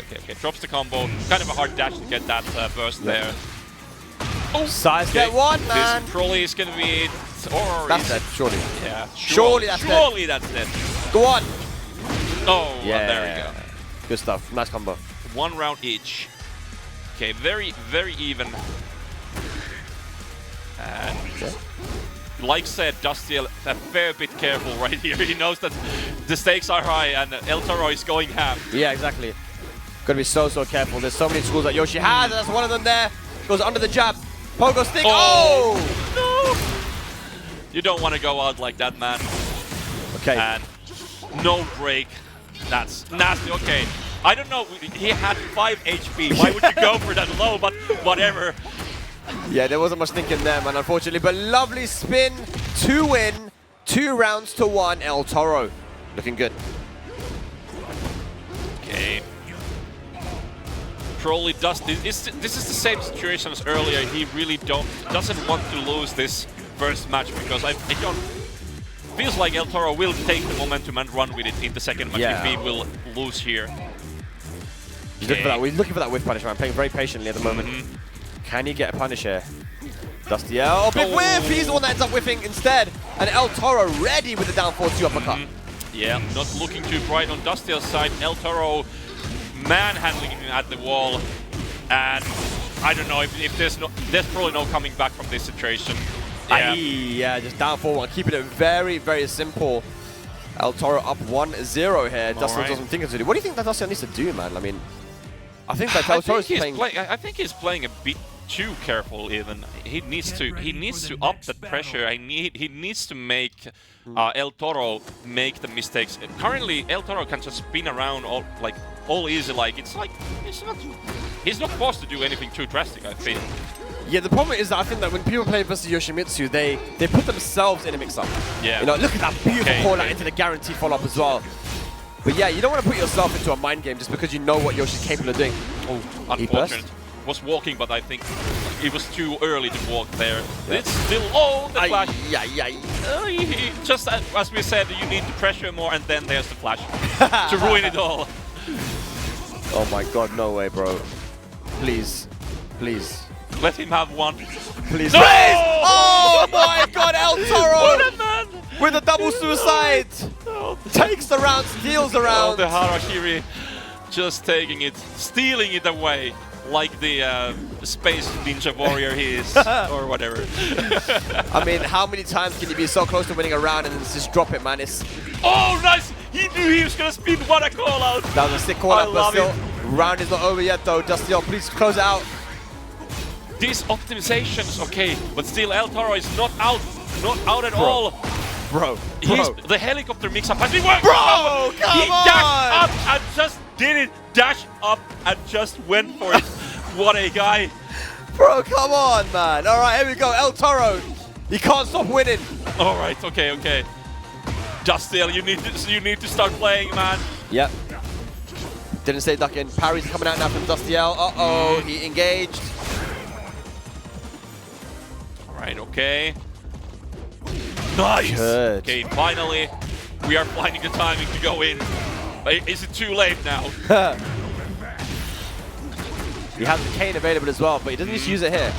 Yeah, he probably wants to save it. Oh my now god, he was waiting for the flash this time, but he just can't close him out. He cannot close this guy out. Rage used, and that's going to get rid of all of the grey health as well, and give El-Toro not only the life lead, but he will have heat available as well to close this one out. Yeah, I think this might be it, lads. Yeah, that's going to be it. El-Toro, 3 rounds comeback there versus Dustiel. Every single round was a life deficit into the win. You can see the smile on his face as well. He makes top 8. Dustiel bows out in 9th. A really good performance, but man, just wasn't able to close him out. Rough ride for Dustiel, but great to see El-Toro riding on Yoshimitsu's shoulder into the top 8.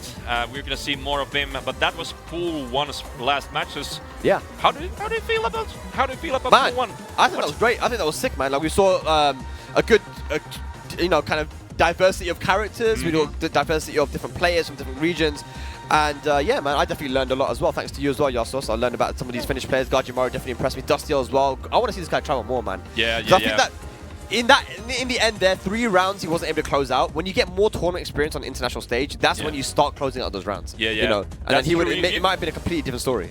Yeah, I agree. It's a whole different game when you actually go out and you meet these players and you play against them and you're right next to them.